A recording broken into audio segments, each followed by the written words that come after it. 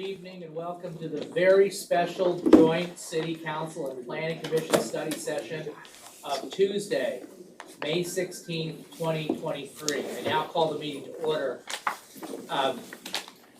People in the public, can you hear my voice? No. Not really. Can't? Not really. Okay. We don't have any amplification, so everybody's gonna have to talk loud, I think. Louder than I'm talking right now. Madam Clerk, will you please do the voice roll call? Councilmember Marr. Here. Councilmember Chavez. Here. Councilmember Gamero. Here. Councilmember Reynolds. Here. Councilmember Harper. Here. Mayor Pro Tem Harmon. Here. Mayor Stevens. Here. Commissioner Vallarta. Commissioner Tabor. Here. Commissioner Navarre. Present. Vice Chair Toller, who is participating from Washington. Can you hear us? We can't hear you. We can't hear you. Speak louder, Russell. He doesn't hear you. Go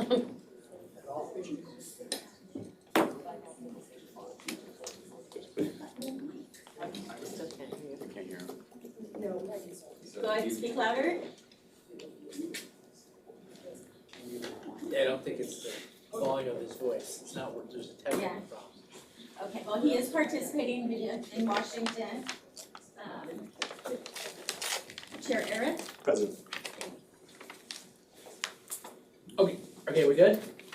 So, now we're going to hear from the public. The way we're gonna do it is we're gonna hear from the public, you get 2 minutes, and then we're gonna have our staff presentation. And then we're gonna have comments and questions by the council and the commission. We're gonna rotate back and forth between the council and the commission. Chair Erith is gonna call on the commissioners, I'm gonna call on the council members. The commissioners and the council members are going to get 5 minutes, so public gets, and also if there's somebody who's interpreting that needs an interpreter for their comments, they get, let's say, 4 minutes. Anyhow, so we're gonna keep that 2 minute, 5 minute, presentation's about 30 minutes. We're gonna try to get out in 3 hours. If we have some time and we wanna keep going and we wanna take a second round through council member or commissioner comments, we can discuss that at that time. But for the first round, 5 minutes. So, with all that, let's start public comments. You can come right up here to the, if you got 2 minutes, it's timed by our clerk, and she'll give you a 1 minute warning. Well, you just say one, right? Yeah, I'll go. Say one and go like this. Mr. Humphrey, you're first. Good evening, Council and Commission. Jay Humphrey, Costa Mesa resident.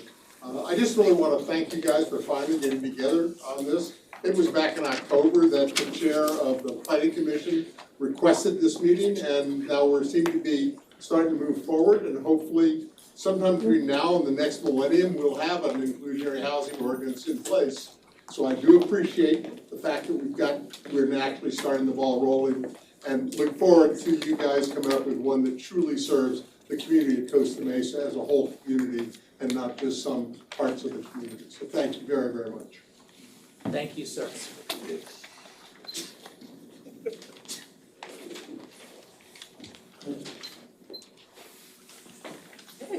Good evening, I'm Diane Russell, a resident of Costa Mesa.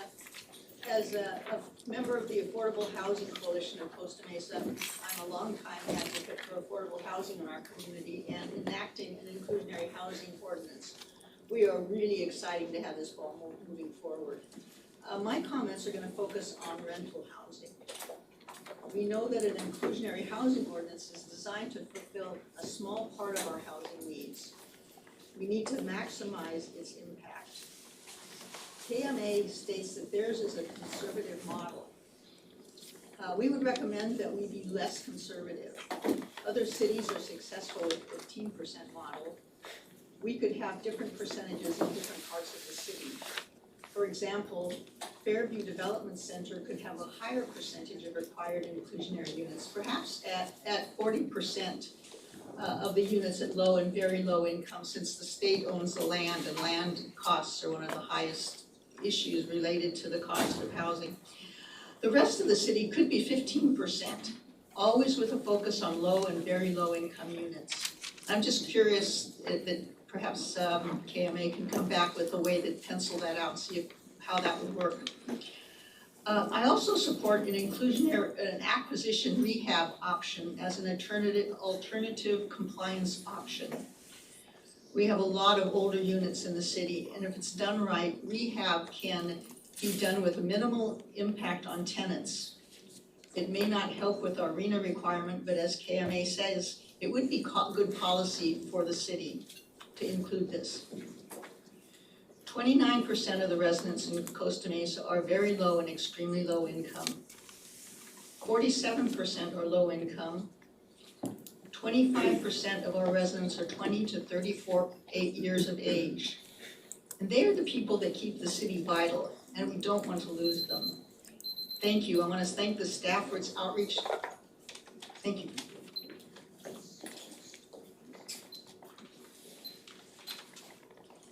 Buenas tardes. Un momento.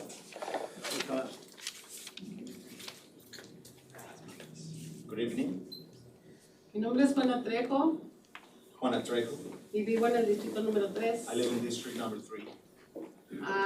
Ya sé que les dije que íbamos a estar vigilando las personas que iban a estar aplicando para las ayudas de las organizaciones que están con ustedes. I know I've already mentioned that we were going to be very vigilant regarding the people that were going to apply for the organizations that are part of you. Le mandé a Manuel, a Andrea, a Arlis, I sent Andres, Andrea, and Arlis en nombre de la organización the name of the organization que prometió ayudar, pero desgraciadamente no lo está haciendo. that promised to help, but unfortunately they are not doing it. Tenemos reportes de las personas que han aplicado y ellas llenado los requisitos, We have the report from the individuals who have applied, and they have filled out all the requisites, pero al final del día no tienen respuestas positivas. but at the end of the day, they don't receive or get any positive answers. Y cuando eso sucede, la gente dice que es pura mentira lo que están ofreciendo. So when that happens, people think and they mention that it's just what they're offering is not true. They're lies. Sabemos que las organizaciones están allí para ayudar, We understand that these organizations are there to help, pero no sabemos quiénes son los que reciben la ayuda. but we don't know who are the individuals who actually receive this help. Pero la gente de bajos recursos But the people of low income individuals no están recibiendo ese apoyo. are not receiving this support. Gracias. Thank you.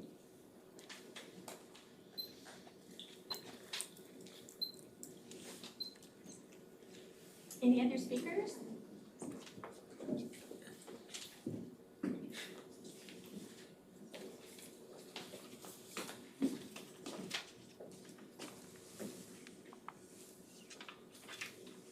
Thank you, Mr. Mayor and council members. My name is Keanu Ameni. I'm a current senior at Costa Mesa High School. I was inspired by Councilmember Reynolds' comments calling for students to come and speak. So here we are. As I'm sure that you have all seen throughout the past few months, and even now, multiple students have come to attend these various city council meetings. And many of these students are heading off to college in the fall or pursuing their own endeavors. Now, regardless of their future pursuits, these students will ultimately seek a home of their own. But with housing costs so high, the most immediate solution would be to start renting an apartment, which a good portion of Costa Mesa residents do. However, a concern that these residents and students like myself have is the ever so rapidly increasing cost of rent in Costa Mesa, with the average rent in Costa Mesa ranging between $2,400 and $3,000. Looking at current economic conditions, this period of pain caused by tighter credit conditions is expected to continue for some time.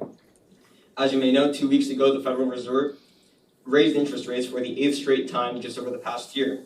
The effects of such restrictive monetary policy have just begun to be felt. Higher interest rates have led to reduced wages and wage growth, which has resulted in many labor unions voting to strike. Additionally, the latest summary of economic projections published in March has unemployment rising to a rate of 4.6% over the next year, up from its current rate of 3.4%, a development which would leave 1.9 million people out of work. These tighter credit conditions may have a particularly challenging impact on renters and how higher interest rates increase landlord financing costs while also increasing demand for rental units due to higher mortgage rates, developments that would drive the cost of rent even higher while leaving renters struggling. Costa Mesa residents understand and certainly appreciate the attention that the City Council has directed toward the issue of affordable housing, particularly through Measure K. I would ask that the Council provide greater transparency and updates regarding the implementation of this measure throughout commercial and industrial areas, and to please consider all available resources. Thank you for your time.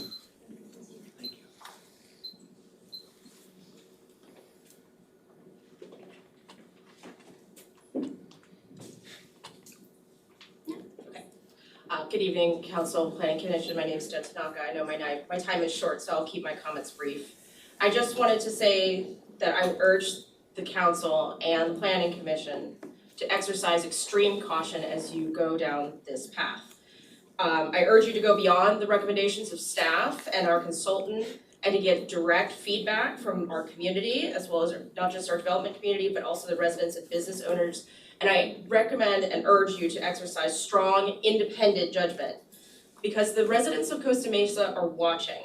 By returning the majority of the City Council to office and by voting in favor of Measure K, the residents have spoken clearly. They want meaningful housing production in Costa Mesa, and they want to get the city moving again, and they will hold you accountable. I could bore you with research to suggest inclusionary zoning rarely lives up to its promises, and I could point out that measuring success by the number of inclusionary units that are entitled "Misses the Forest for the Trees," and that many jurisdictions that have adopted inclusionary zoning ordinances have done so either because they have resigned themselves to the fact that their city will never be truly affordable, or because they like it that way. I could show you cities that use inclusionary zoning as a mockery of progressive policy, but I won't, because I'm holding you accountable for knowing that already. I'm holding you accountable for understanding that inclusionary zoning is a tax on development, and that taxes on development rarely land on the developers, or their investors, but rather land on residents. I'm holding you accountable for knowing that the vast majority of Costa Mesans, even if this policy succeeds beyond its wildest dreams, will live in market rate housing that will be more expensive because of this policy. So it better be worth it. Costa Mesa is decades behind on producing housing. We've gone 7 years without a normally functioning entitlement process, and we haven't even fixed those problems yet. To think that we are going to jumpstart housing production while at the same time adding yet another burden on development seems frankly a little hubristic. So if we're sitting here 5 years from now with little or no housing production to show for it, it won't just be me holding you accountable. Thank you. Anybody else, please come forward. Hello, my name is Margaret Sharp. Some of you guys know me, or remember me. I'm sorry I kind of fell out about with what's going on with the city. I've been busy, unemployed, and trying to find work and so on and so forth. But I heard about this meeting and I want to find out exactly what's going on. I did reach out to staff several times and I did not hear anything back regarding your developmental center. And I want to know what's happening with that, what your plans are, whatever. I work in architecture. I've been involved in affordable housing for at least 8 years. I've come up with a lot of practical ideas and thinking outside of the box. And I'd like to work with you guys. You know, if you're saying we're having problems here, I'm a good out of the box thinker and I can come up with creative solutions. And I just ask you, please reach out to me, see if there's anything I can do to help. Thank you.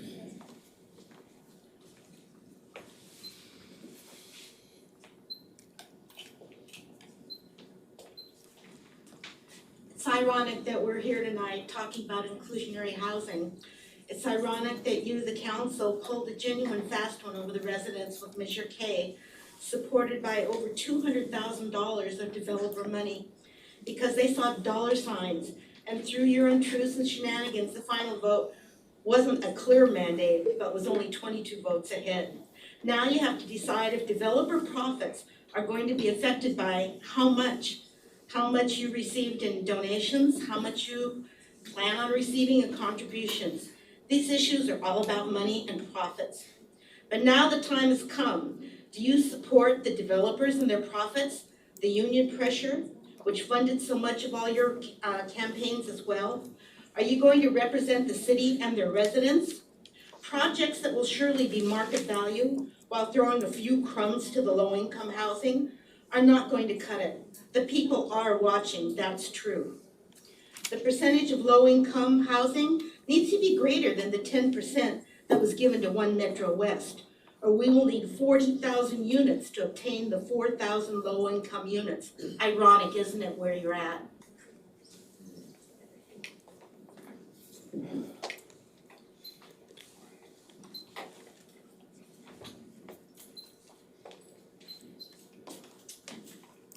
Good evening, council. Happy Tuesday. So I wanted to talk about market rate housing for a second. I think people have heard me talk about. I find that there's a really, I think market rate housing is incredibly important. I'm not talking about deed restricted affordable housing, I'm talking about market rate housing. And the reason why is I'm always, like, the way that I guide my thinking on housing policy is I'm thinking about specifically, like, I'm thinking about like the west side, for example, of Costa Mesa. So let's take 580 Anton, right behind OCMA, right behind South Coast Plaza. It's a quote unquote luxury housing development that responded to the market need. I think about that being built. And I think about all of the hundreds of people who live there and were housed there and have the income to live there. And they're not homeowners, so they don't have multi-million dollars of property within, a capital within them. They're probably making a few $100,000 a year, but they live there instead of displacing residents on the west side, because there was market rate housing that was built for them. I'm not strictly against an inclusionary housing ordinance, but we have to get this right. Because if we are prohibitive of development, or if we are making development cost so much money that it's gonna either freeze development or only make it for the highest income earners, people who would otherwise be buying a home in this market, we're freezing housing production and we're not actually helping low income folks. I think all types of housing is incredibly important. And I encourage you to look towards Jen Tanaka and I's letter that we submitted. It's a 6-page letter, not an easy read, but I really appreciate it to see kind of the more nuances of our argument, where we ask you to ask tough questions of the consultant and really be thoughtful about this. Because we encourage the spurring housing production and being profuse with that production, because we think that's what's gonna stabilize the market. But if we are restrictive with our inclusionary housing ordinance, we're gonna actually quell the market and not do anything for low income folks. Thank you. Any other speakers? Please come forward.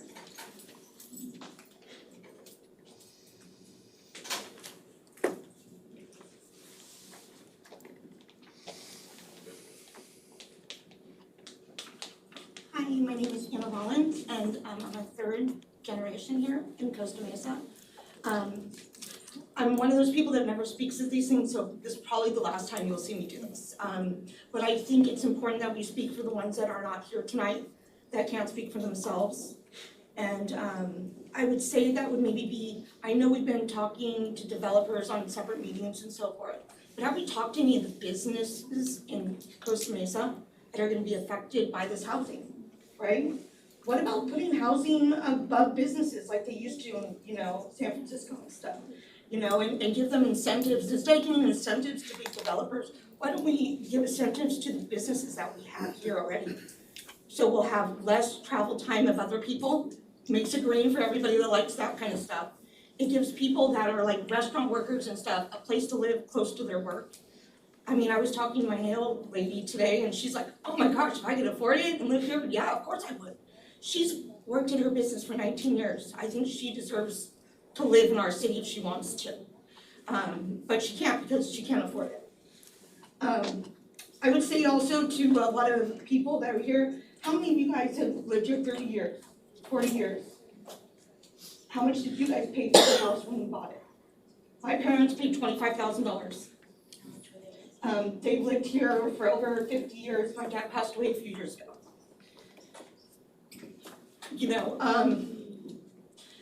And then another thing I would like to say too before I leave is that besides building the housing, we need to make regulation to protect these low-income people when they're in these homes. From slumlords, HOAs that are out of control, out of compliance, that just wanna settle lawsuits. Actually, I'm a victim, you probably guys have seen my stuff on my face, I have staph right now. The reason why is because my mom and dad, years ago, over 23 years ago, bought a house, a condo. Yeah.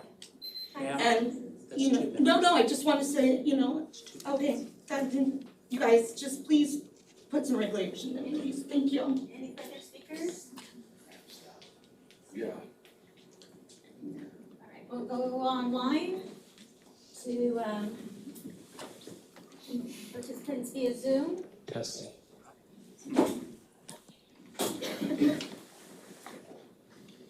The first speaker, Kathy Esfahani. Jennifer, you can. Here, I'll start, I guess I'll start.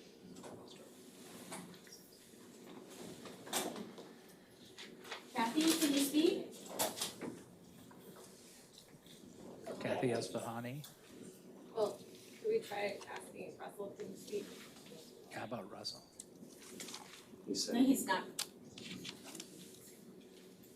I mean, we couldn't hear him earlier, so I don't know if I would be able to hear the. You can't really hear us. Okay. No. If anything, we can try conference call on the phone or something. I'm gonna try one other person. Let's try Eric Nelson. Can you speak?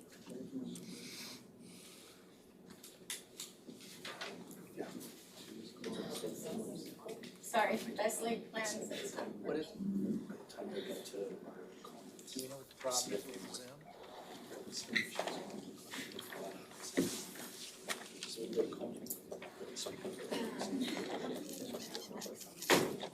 Maybe could we hear the presentation and then they're working on the controls in the back?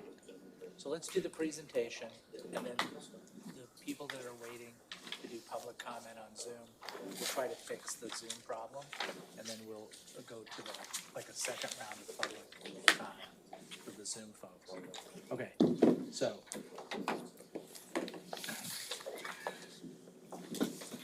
I think technically,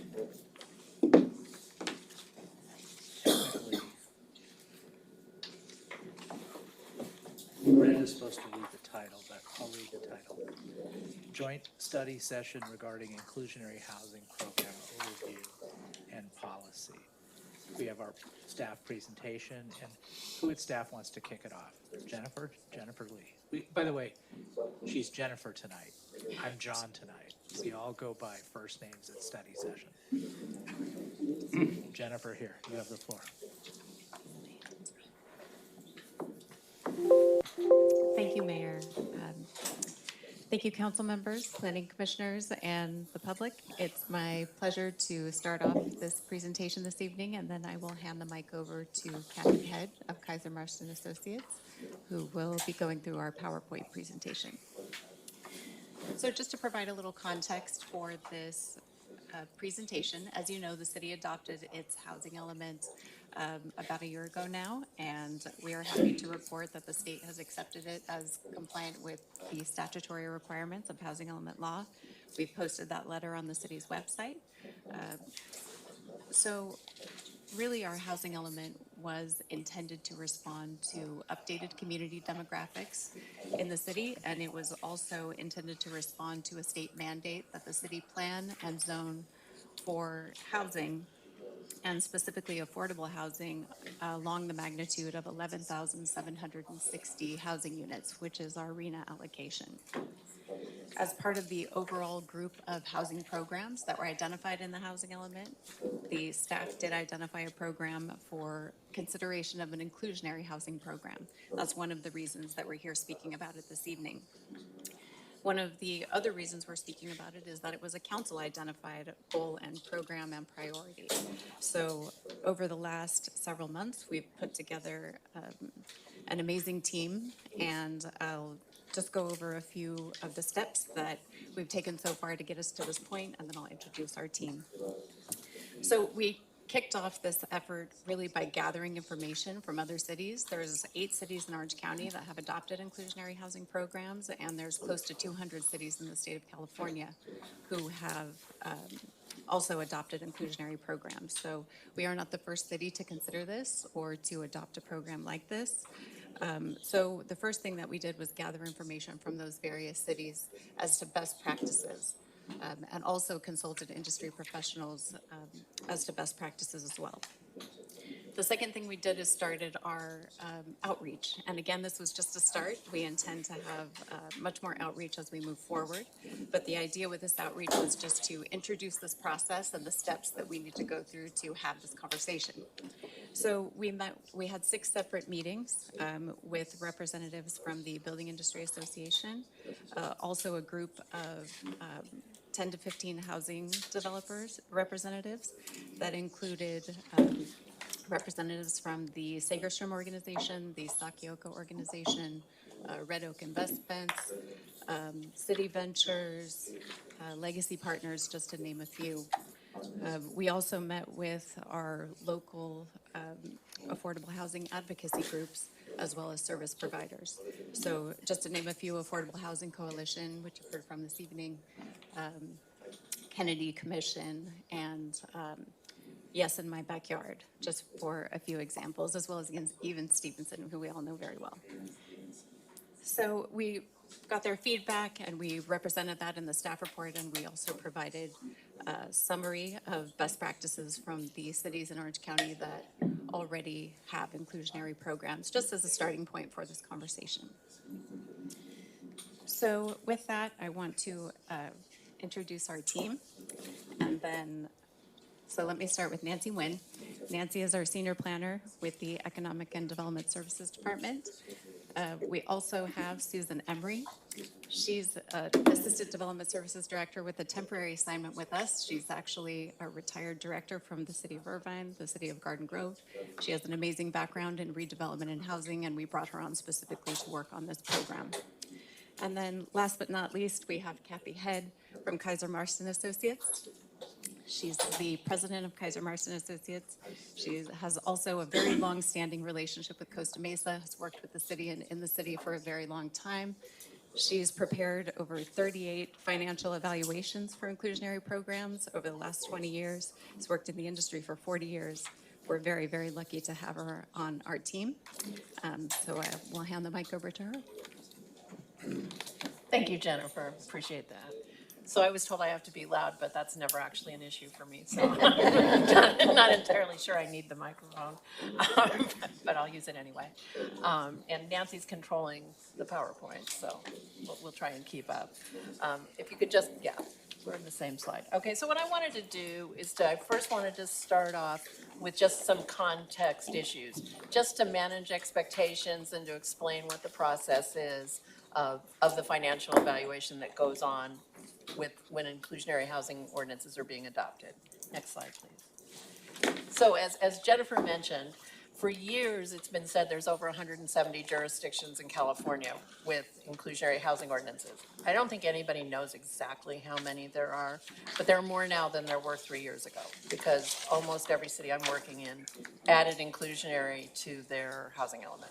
Kathy, Yes. hold on 1 second, there's a problem with the PowerPoint, so the slides aren't advancing.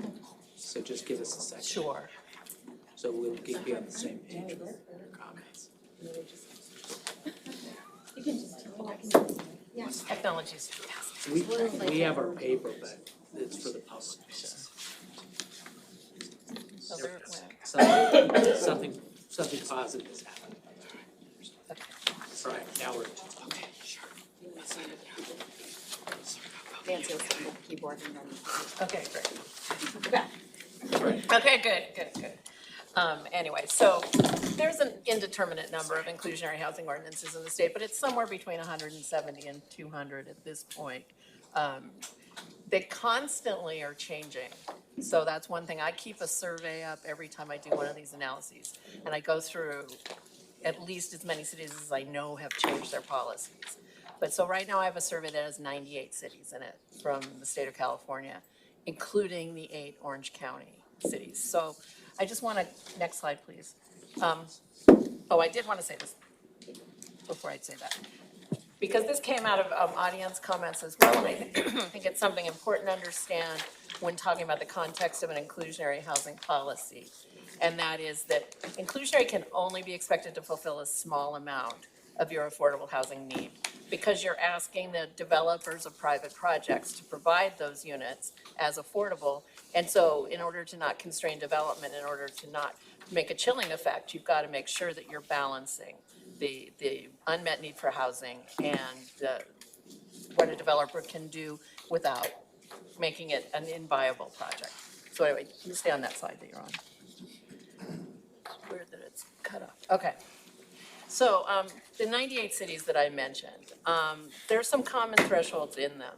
And that is that typically an inclusionary housing policy throughout the state of California, there are programs that start at 1 unit and there are programs that start at 50 units where the obligation is applied. But if you look, and when you see the final financial evaluation, you'll see the survey, you'll see that the vast majority of those projects have threshold starting points between 3 and 10 units. And that the average and the median size threshold, so that again, when the obligation starts, is 7 and 5, respectively. 5 is kind of an interesting number because it's also the number that the state density bonus starts at. So to get a state density bonus project, you have to have at least 5 units. The income and affordability requirements also vary widely, and there were comments from the public about some programs are set in a manner so that the restrictions are very stringent under the notion that they're being done that way to encourage affordable housing, but sometimes maybe the intentions aren't as good as they might seem on their face. And that's one of the reasons you do a financial evaluation, is to see what the impact would be of those standards. What you'll see when you look at the survey is that the majority of the programs in the state have an affordable housing requirement that ranges somewhere between 10 and 15% of the units in the project. And the percentage, so the low end, when it's at the 10%, tends to have a deeper affordability than at the high end, which then tends to have a less deep or more towards the moderate income requirement.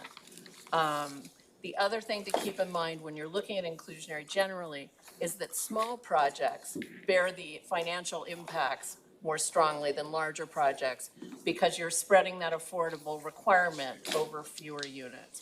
So you'll often see in programs when they set the threshold at a low level that then they'll also provide the opportunity to pay an in lieu fee by right or provide a lower requirement for those smaller units. So that's something to think about when you're moving forward with policy decisions.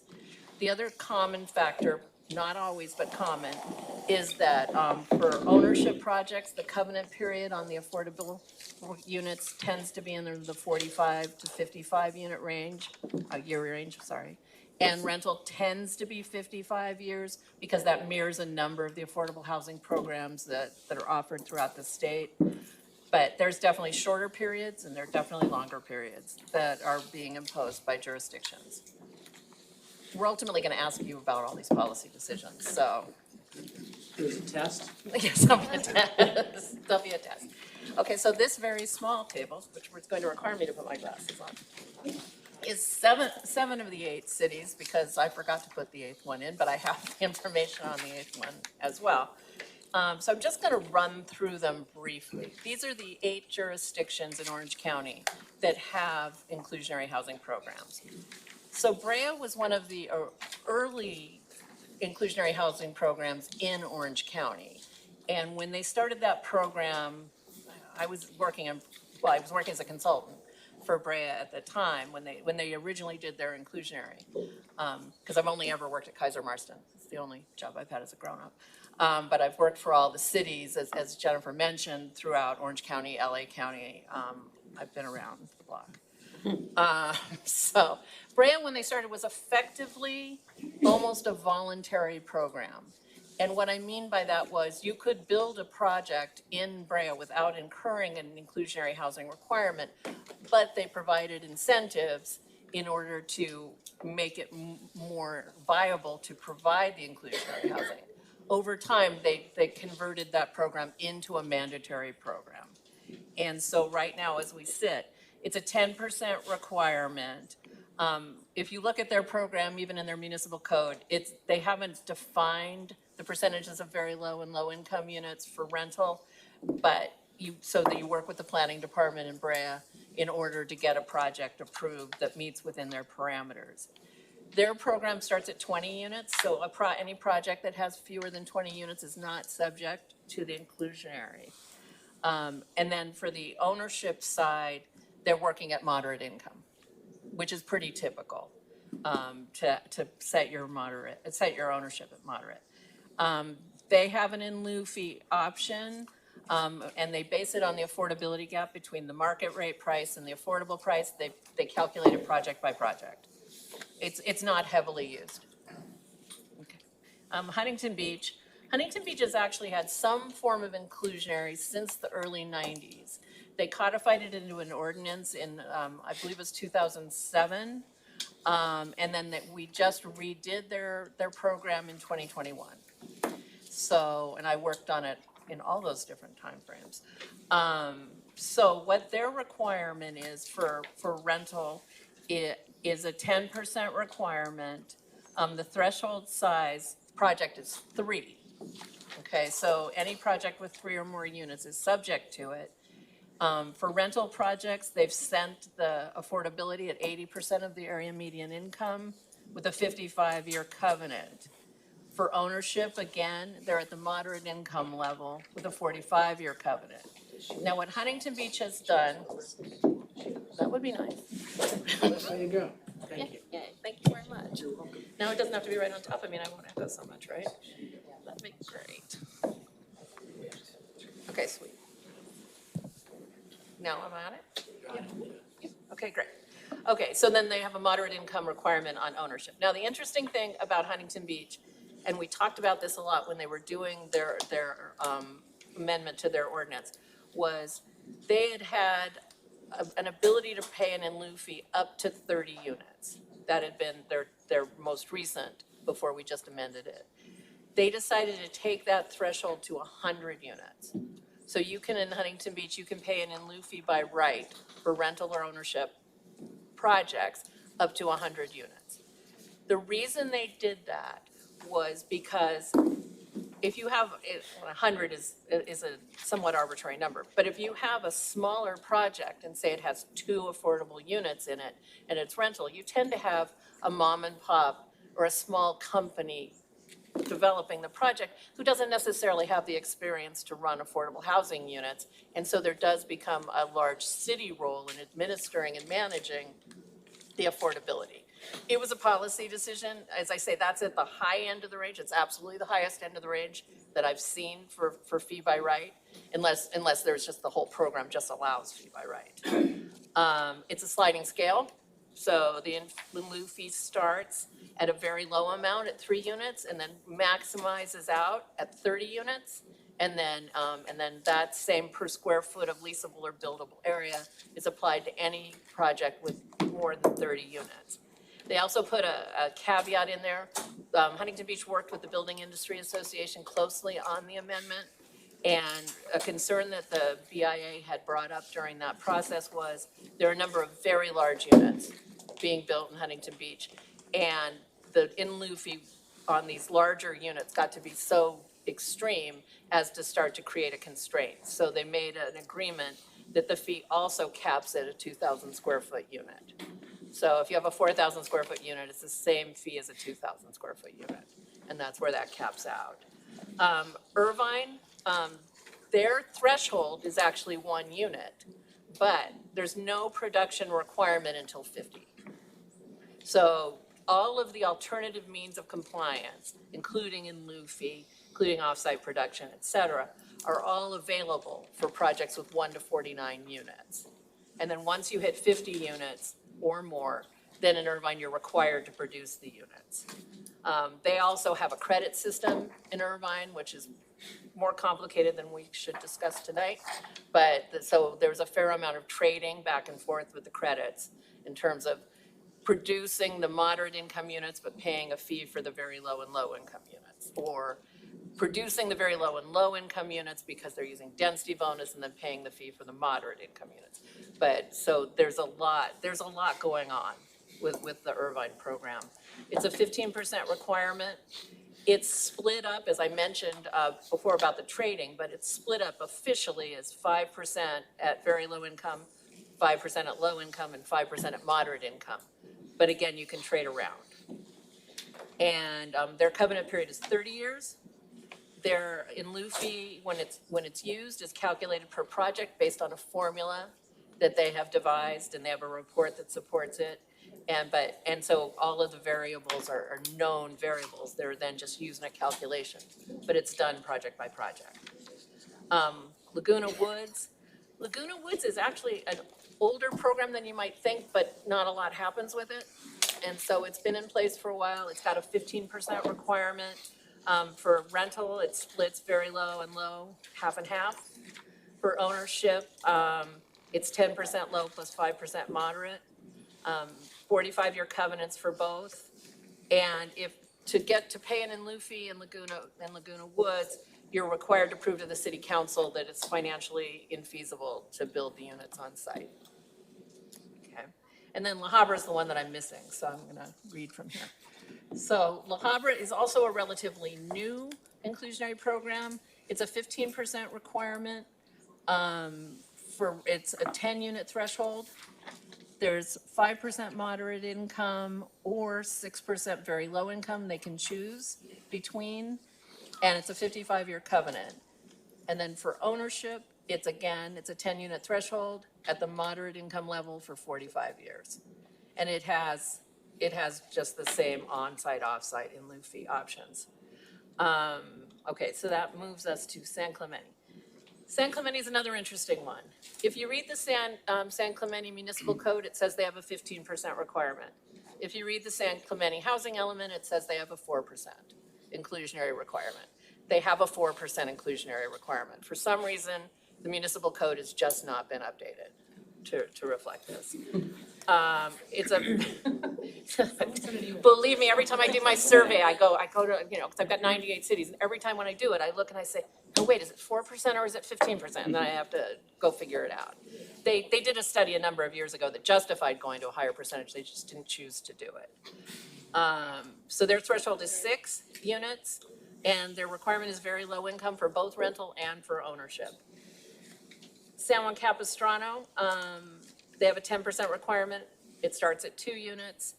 I don't have information on what their affordability is, and I couldn't find information on what their affordability requirements are. I'm sure we could find it, but it's not in my survey at this moment. It's a 55-year covenant for both ownership and rental.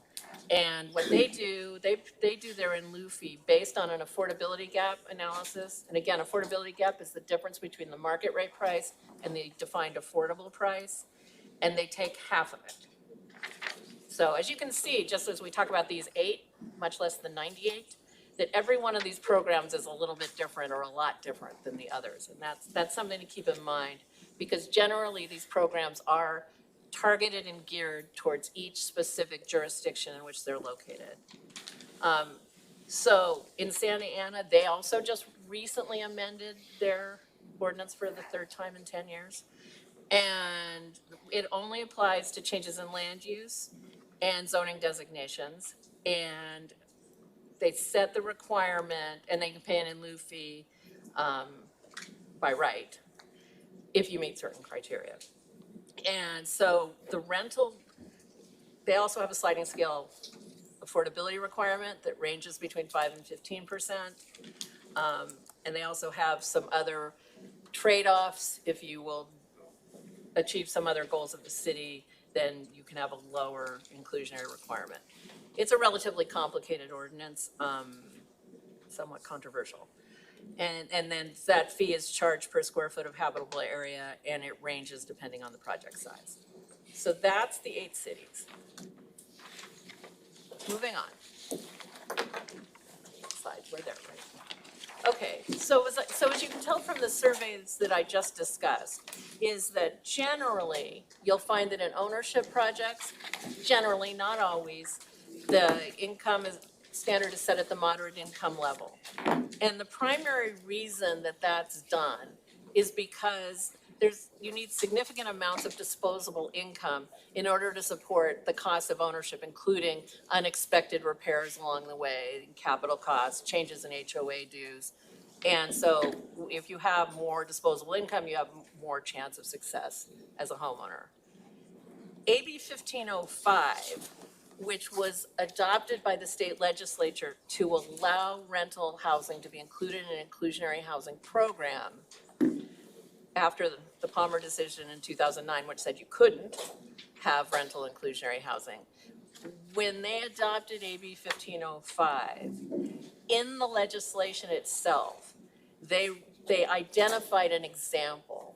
And the example they identified was a 15% requirement at 80% of the area median income. It wasn't a requirement, it was just identified as an example. However, subsequently, HCD put out a technical memorandum, the Housing and Community Development Department of the state of California, sorry for the acronym, put out a technical memorandum where they said, no, we really kind of meant that. We don't want you to go more stringent than that requirement unless you can really prove up that it's not going to create a constraint to housing and that it doesn't violate any of the other precepts that we'll be talking about. So generally, I like to stay within that parameter in the programs that I work with as a base, because I don't like to get in the way of HCD because you don't want them that mad at you. So on-site, I like to stick with that. If you allow an off-site production option or any of the other alternatives, then you can go with whatever standard you want, because again, it's an option, not a requirement. In inclusionary, your primary function is production. That's the idea behind an inclusionary ordinance, is to create affordable housing units. But you have to provide options. That's another AB 1505 requirement. It's also another requirement from the San Jose case.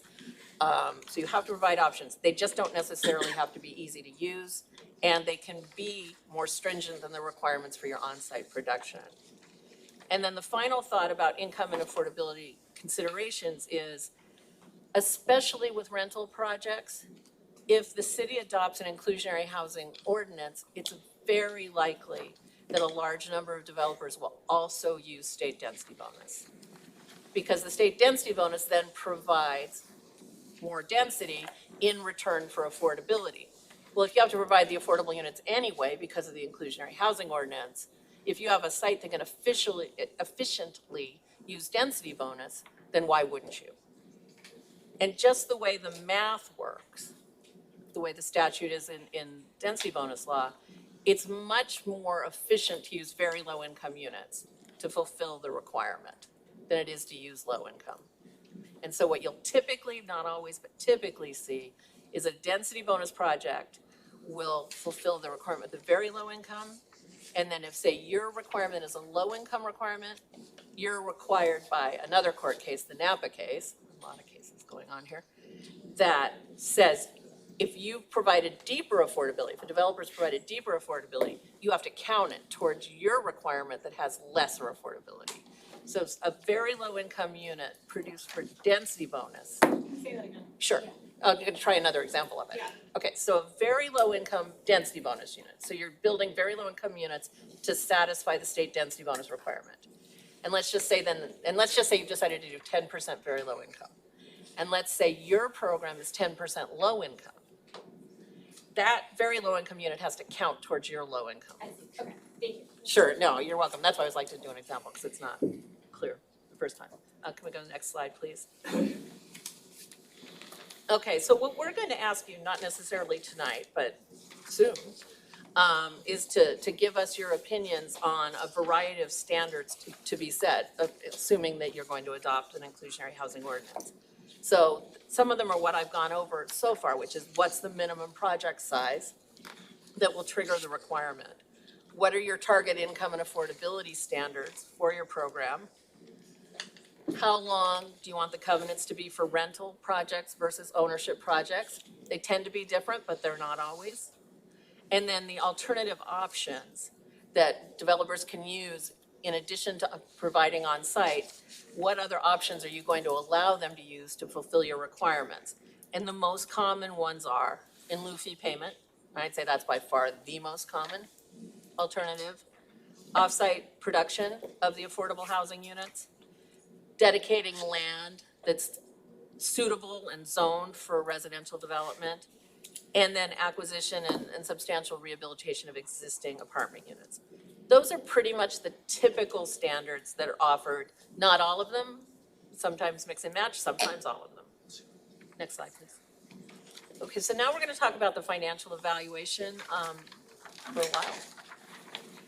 So the way that I do the financial evaluation for setting the standards for inclusionary that I believe can be supported in a community, and it really does vary from city to city that I work in because the demographics are different, the real estate's different, the housing product types being developed are different. And so we look at every city differently and uniquely.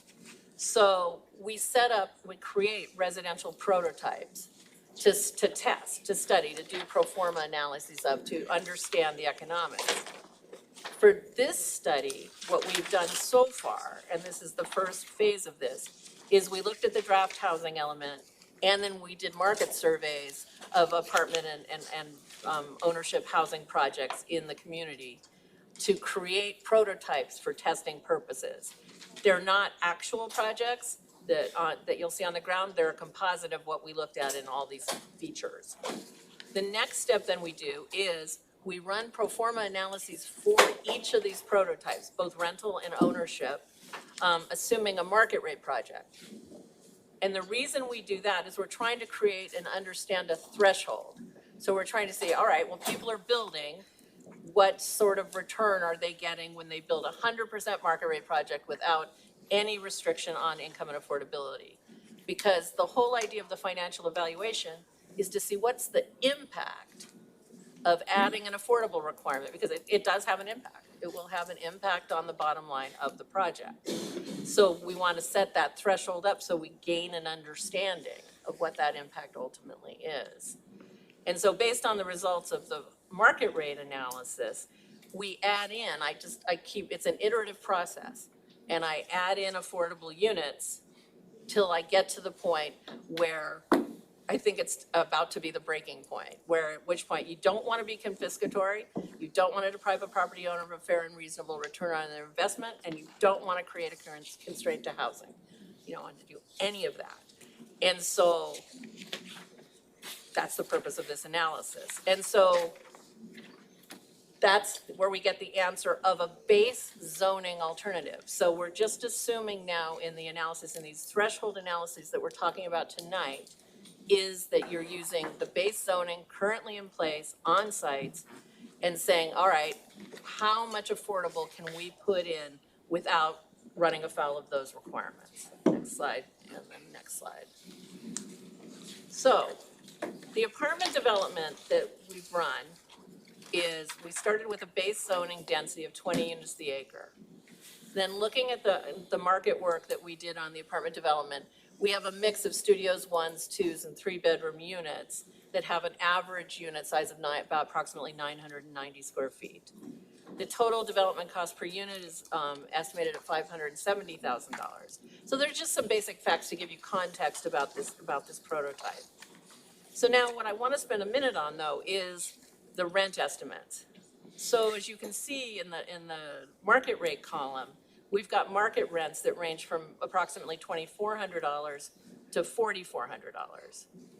Comparatively, any unit that has to be rented at a low income rate, the rents then are statutorily set. They'll be set by your program, and how they're calculated range from $1,576 to $2,208. So as you can see, there's a substantial difference in the market rent and the affordable rent at low income. And then if you then compare the market rent to the very low income, it's an even bigger difference, as you would expect. And so when we ran through the whole pro forma analysis and looking at some benchmarks that we used to test how much impact can be supported on a project without making it be confiscatory, depriving an owner of a fair and reasonable return, or creating a housing constraint, is a 10% low income requirement or a 7% very low income requirement. So then that brings us to the state density bonus. So as I mentioned before, the state density bonus does, on an efficient site, allow for some or all of the impact created by an inclusionary housing policy to be mitigated or offset by this additional density. And this is gonna become more important in our discussion going forward when we start talking about Measure K. But for now, I'm still just talking about no rezonings done and what kind of support do we have for the inclusionary. A key part about state density bonus, which is something that actually really helps in an inclusionary policy, is you have to produce the units. So in order to use the state density bonus, you have to produce the affordable units. You cannot pay an in lieu fee. Okay. So we took that same project that I talked about a minute ago, and we added a 50% density bonus, 50. And to get a 50% density bonus, next slide, you have to provide 15% very low income units. Okay? So that's why on this table, you only see market rate versus very low income. But the incentives provided by the density bonus, particularly in the form of the additional units, but also the parking restrictions and the availability of concessions and incentives and development standards waivers, on an efficient site again, so on a site that can handle a fair number of units, reduces the project cost significantly and also spreads the land costs over a greater number of units. And so when you look at that and you just forget there's inclusionary to some extent, if you've got that site, you get to a 15% very low income requirement. It's not every site. It's very, they really do have to be on the medium to larger size in order to support it efficiently without having to change construction type or parking type. But it can go a very long way to mitigate the impact of an inclusionary requirement. Next slide, please. So I want to spend a minute on this one because I think this is really important. What I've been talking about so far is a very traditional financial evaluation of an inclusionary housing program. But what you have is a unique situation with Measure K and with the ability to now rezone parcels in specific parts of town that have been deemed appropriate for the greater density and for change in use. So by doing that, in all likelihood, you're going to enhance the values of a significant number of those properties. And so what's important, in my opinion, to do when you're trying to reach your affordable housing goals is to couple that rezoning with affordable housing requirements. And if you use an example, just say it's worth $10 now and it's worth $15 after the rezoning. As long as you don't take more than $14, they're still better off. I'm not suggesting you take the $14, but I am suggesting that when you're doing the rezoning is the time to create the affordable housing requirements. Because if you rezone, then you've already enhanced the value. And so then people say, well, I've had this impact, then I just lost value when you put the affordable. But you have to, again, be careful to make sure that you don't just make the assumption that every increase in zoning adds to value. So it's gonna, and that's, my point is this is the next step in this analysis, is to look at the rezoning sites and to assess how much of an inclusionary housing requirement can be imposed. And that will vary from location, from area to area, because the proposed rezoning varies from 35 units to the acre up to 90 units to the acre. So there's obviously a significant difference. And so the idea is to create scenarios to test with the rezoning to then estimate the value enhancement and then determine how much of an inclusionary requirement could be placed. And so in all likelihood, in most instances, that will be more than the 10% low income that I'm recommending for base zoning. But until we do that, we won't know. And so what we're asking for direction from the city council is, if you like that idea, if you like the idea of testing the prototypes at the rezoning and the notion of doing the rezoning and the affordable together. So that's a big part of where we're at tonight. Next slide and the next slide. So ownership housing units are much less likely to use density bonus than rental units. And the primary reason for that is the affordability requirements imposed on ownership density bonus projects are dramatically higher than the percentages imposed on rental projects. And so you can do moderate income, but the percentage of moderate income is so high. Oh, by the way, you can't do moderate income on rental. You can only do very low and low income. And ownership, you can do moderate, but the percentage requirement is very high. And you also, in a community like Costa Mesa, in a community that's a lower density community, generally in the ownership product is there's not value enhancement created as much by additional density because it's not the type of products that are being built in the marketplace. So generally, we just ran these prototypes. Again, these are based on types of projects that have been built in the area, and projects identified in the housing element. And so we ran this as townhomes, live work, and condominiums. They're all relatively low density. They cap out at 25 units the acre. And you end up with pricing, as you can see here, you know, that's for the 2-bedroom units is somewhere between $806,000 and $959,000. And the 3 bedrooms range from $1 million to $1.2 million. This is important to understand because on the next slide, we're going to look at what the affordable prices are. So as you can see, with the market rate prices being this high, and I work on a lot of communities where this is the case, where the difference between the market rate price and the affordable price, even at the moderate level, is basically half the price of the house or more. And so it's really something to think about when you're talking about doing ownership inclusionary. Because in some ways, when you're doing ownership inclusionary, especially at the low income price here where it's basically, you know, a fifth of the price, you know, the market price is 5 times higher, is in a way you're creating lottery winners for the folks who win the $1.2 million house. Understatement. Big lottery winners. And so I often, especially when premium priced houses are involved, I recommend that an in lieu fee be allowed by right so that you could use the in lieu fee revenues to create other types of programs to provide deeper affordability for different types of products. But that's absolutely a policy decision of the city council to make. So using that and using the prices I just told you, basically, I came up with an 8% moderate income requirement could be supported for ownership units or a 5% low income requirement. Really not recommending the low income requirement. Those units are so expensive that the cost of operating a house that expensive is significant. Moving on. So now,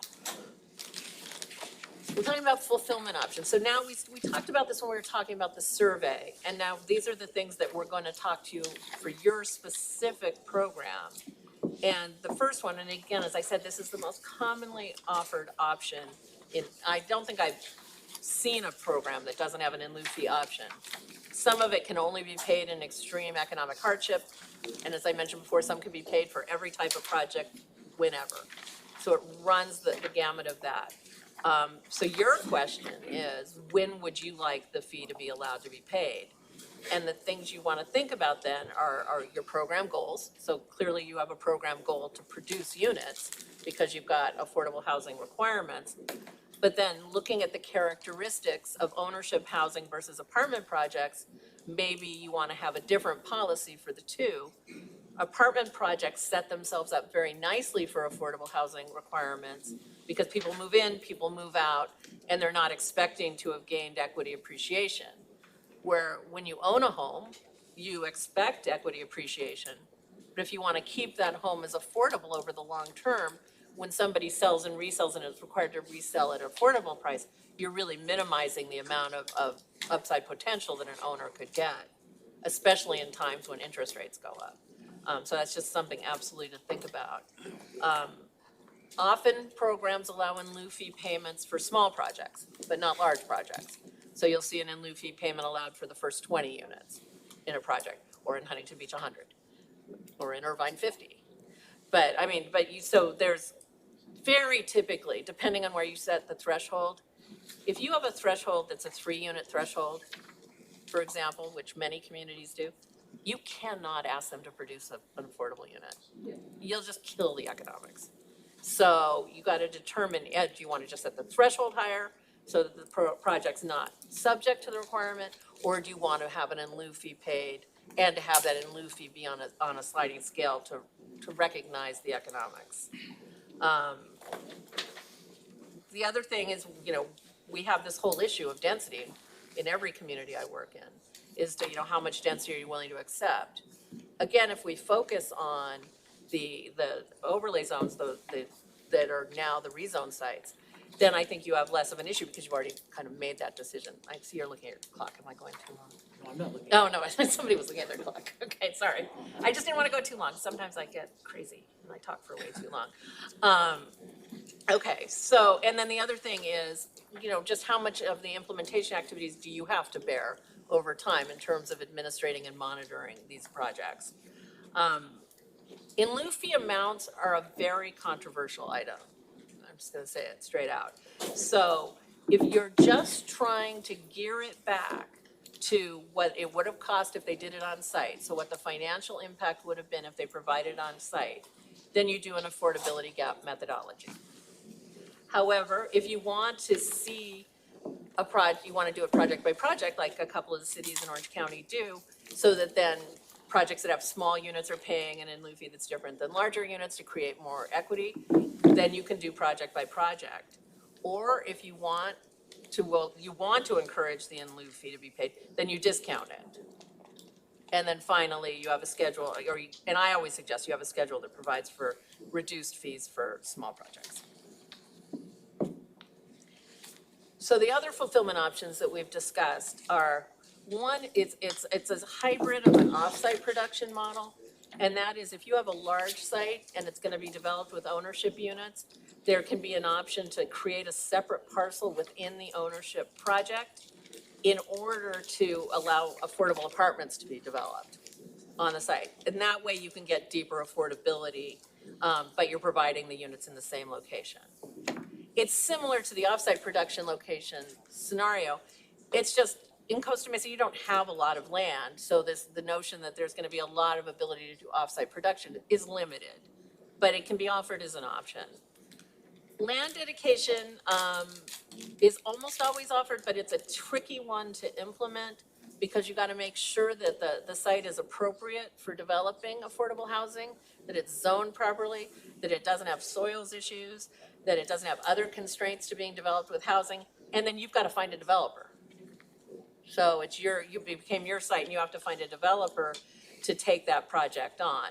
And because you're trying with an inclusionary ordinance, you're trying to spread affordable all over the community, you want to make sure that if you're taking one of these off-site options or land dedication, that it's near the market rate site.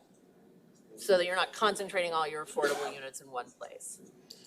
And then the last one, acquisition and rehab, which is a good policy decision, especially in a community like Costa Mesa that does have a lot of older apartment buildings. The downfall of it, or the shortcoming of it, is that you can't get RENA credit for them. And so you can do it as a policy decision, but it won't help you meet your RENA goal.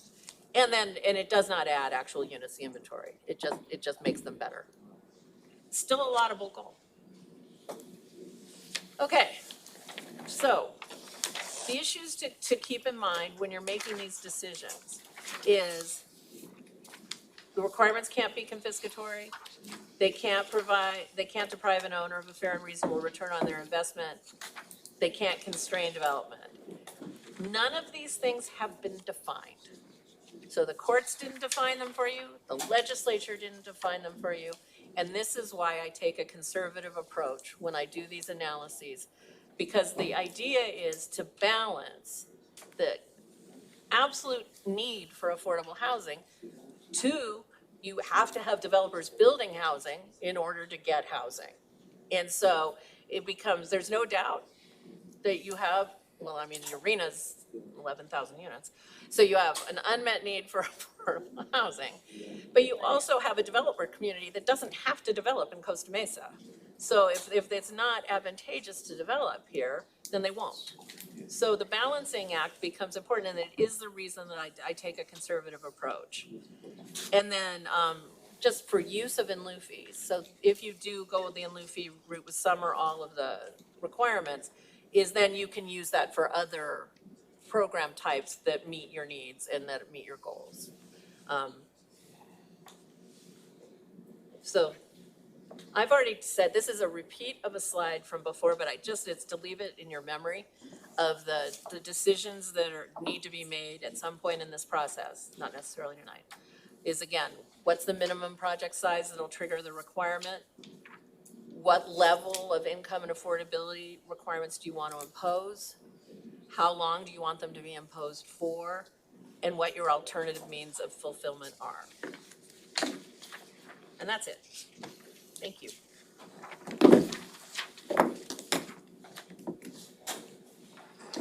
All right.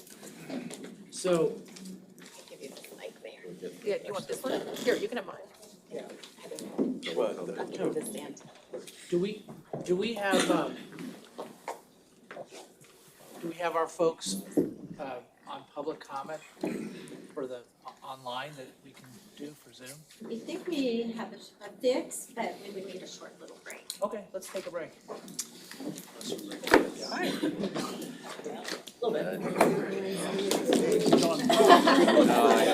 Fancy.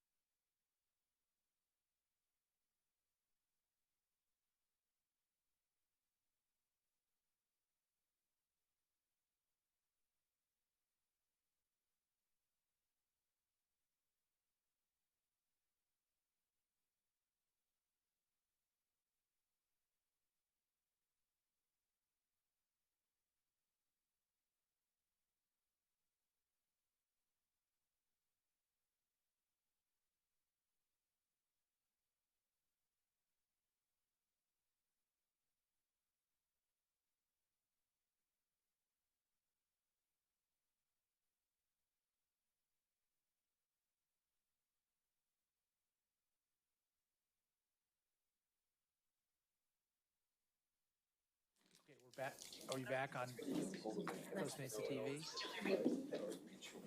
Yes, I can hear you. Hold on just one second. All right, doing a workaround. So we're back on Costa Mesa TV, and what we're going to say to the folks that are trying to get in and do public comment is what, Brenda? Okay. You can go ahead and speak now. Okay, great. Hi, I'm Kathy Espahani with the Costa Mesa Affordable Housing Coalition.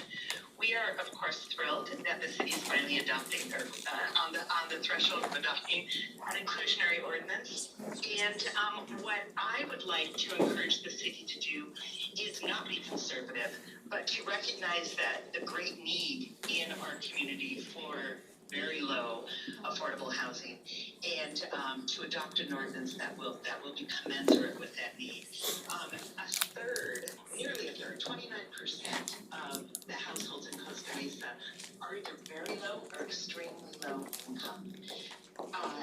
That's a huge number, and that is the target of that's the housing need that the ordinance should target, I believe. And I encourage the city to adopt at least a 15% requirement. I was kind of shocked that the executive summary recommended 10%, after acknowledging that many other cities have a 15% requirement that is effective. Irvine has a 15% requirement, Laguna Woods, La Habra, Santa Ana, Encinitas, which is a city that Kaiser Marston Associates recently did a study for, just like they're doing a study for us. And based on that study, Encinitas raised their requirement to either 20% low income or 15% very low income.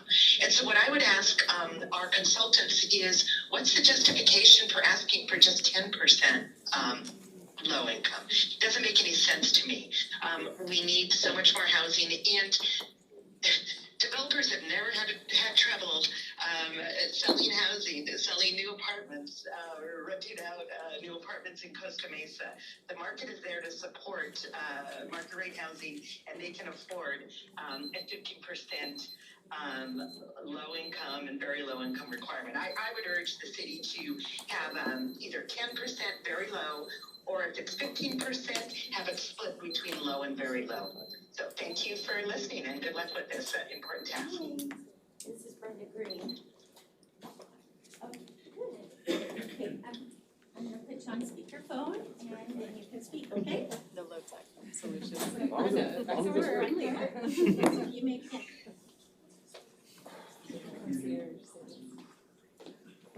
Go ahead. Okay. Hi, Brian here with Legacy Partners. Hopefully everyone can hear me. Oh, here we go.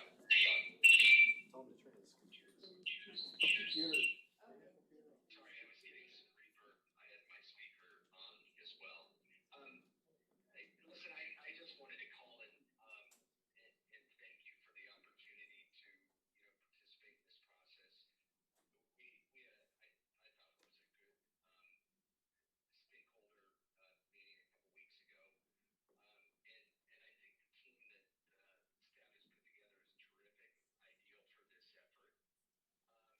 this allows us to go, approach and induce property owners, landowners, to sell the property to us for apartment development. So hopefully we're trying to achieve the highest and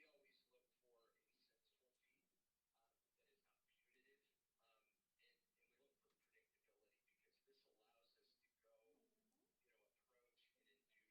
committed to working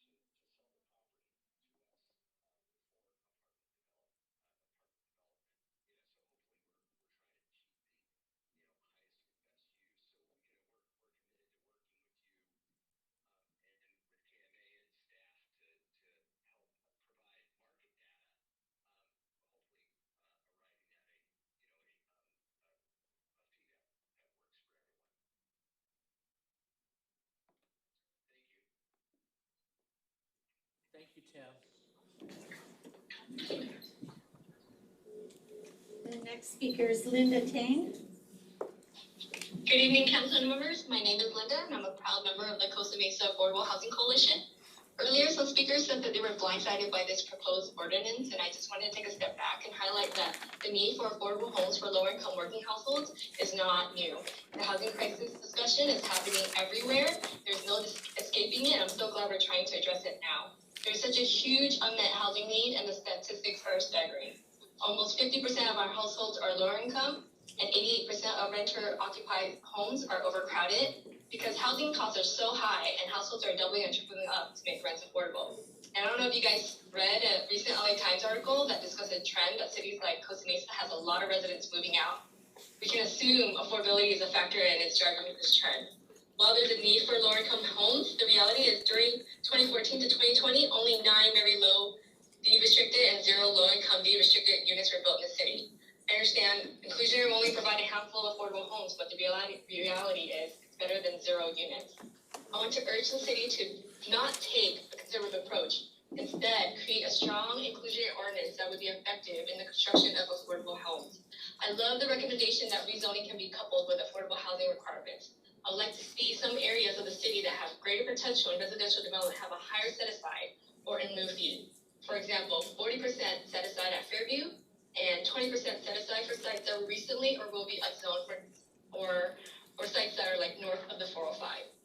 Thank you, staff, for moving forward with inclusionary. Our group has spent over a decade trying to get this on the books, and we're so excited to hear that's finally happening. We look forward to continuing working with all of you to flesh out the details and seeing that this comes into fruition. Thank you. Thank you. We have one more person, Eric Nelson. But if you could please email your phone number to cityclerk@costamesaca.gov, cityclerk@costamesaca.gov. Thank you.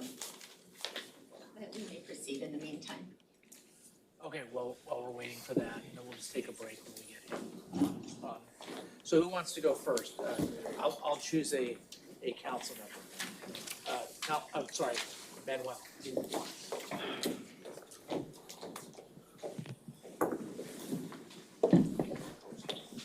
Thank you so much, staff and the public, for joining us today. I know we're embarking on what is clearly going to be a really in-depth conversation and a really in-depth process. So I'll begin by just saying 2 statements. The first one is that I wish we could have began in the future these discussions with actual demo breakdown of our city to really express the purpose why we're doing this. So a few quick things I'll mention, and they're not going to be exact numbers because they're not in front of me, is that the city of Costa Mesa is a majority renter, and that's a fact, and the largest population of age demographic in Costa Mesa are my age group, 24 to 35. Those are the facts. Now I'm going to begin with my statement, which is my goal for having an inclusive housing element is to create, it's not to halt development, it's not to impose a fee in development, but it's rather to encourage development.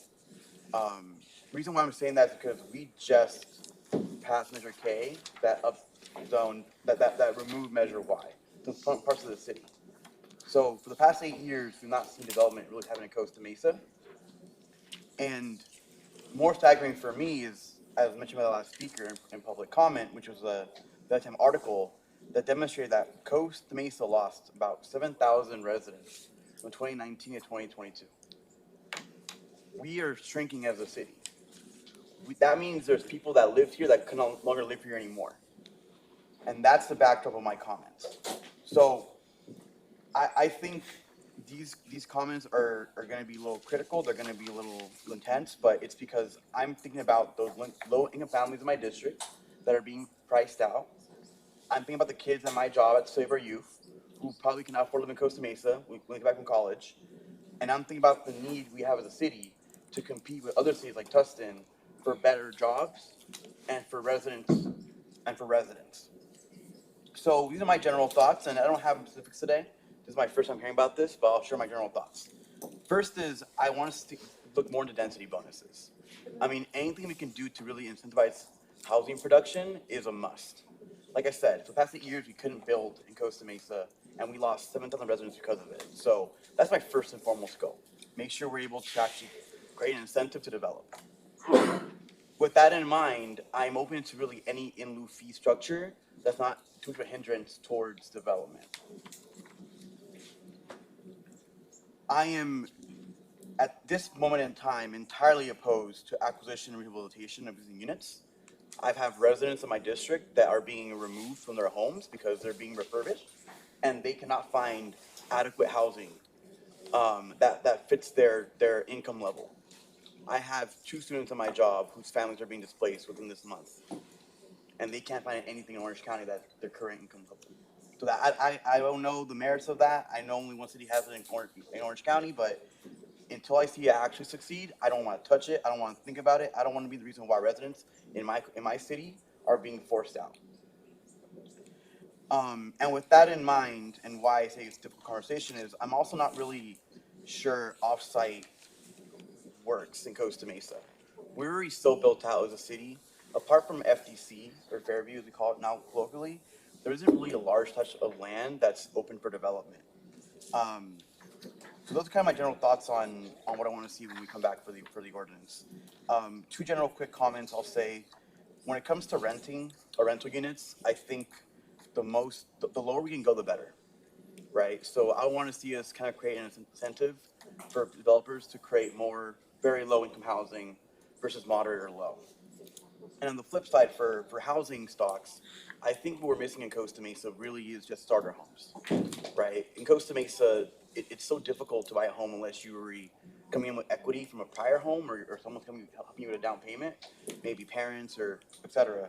And I just think there's probably people in our community that can afford a $400,000 house, or even a $500,000 house, but not a house that's close to $1 million.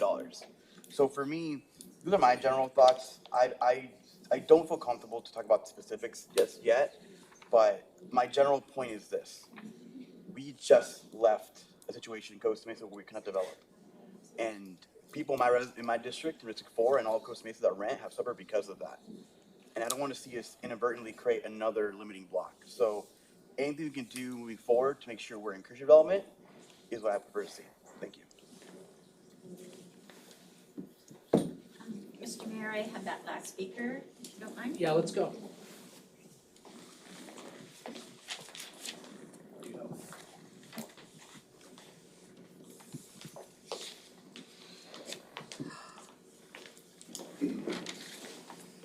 Hi, Mr. Nelson.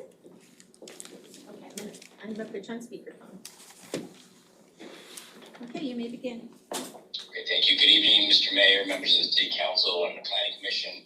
I want to thank you for allowing me to address an important aspect of our housing policy, the need for a comprehensive analysis and consideration of all sides is critical. And too often we fall into this trap of viewing things like this in a very binary manner, where we simply ask if we've examined both sides and come to a conclusion. However, this approach is lazy and bound to result in really flawed policies.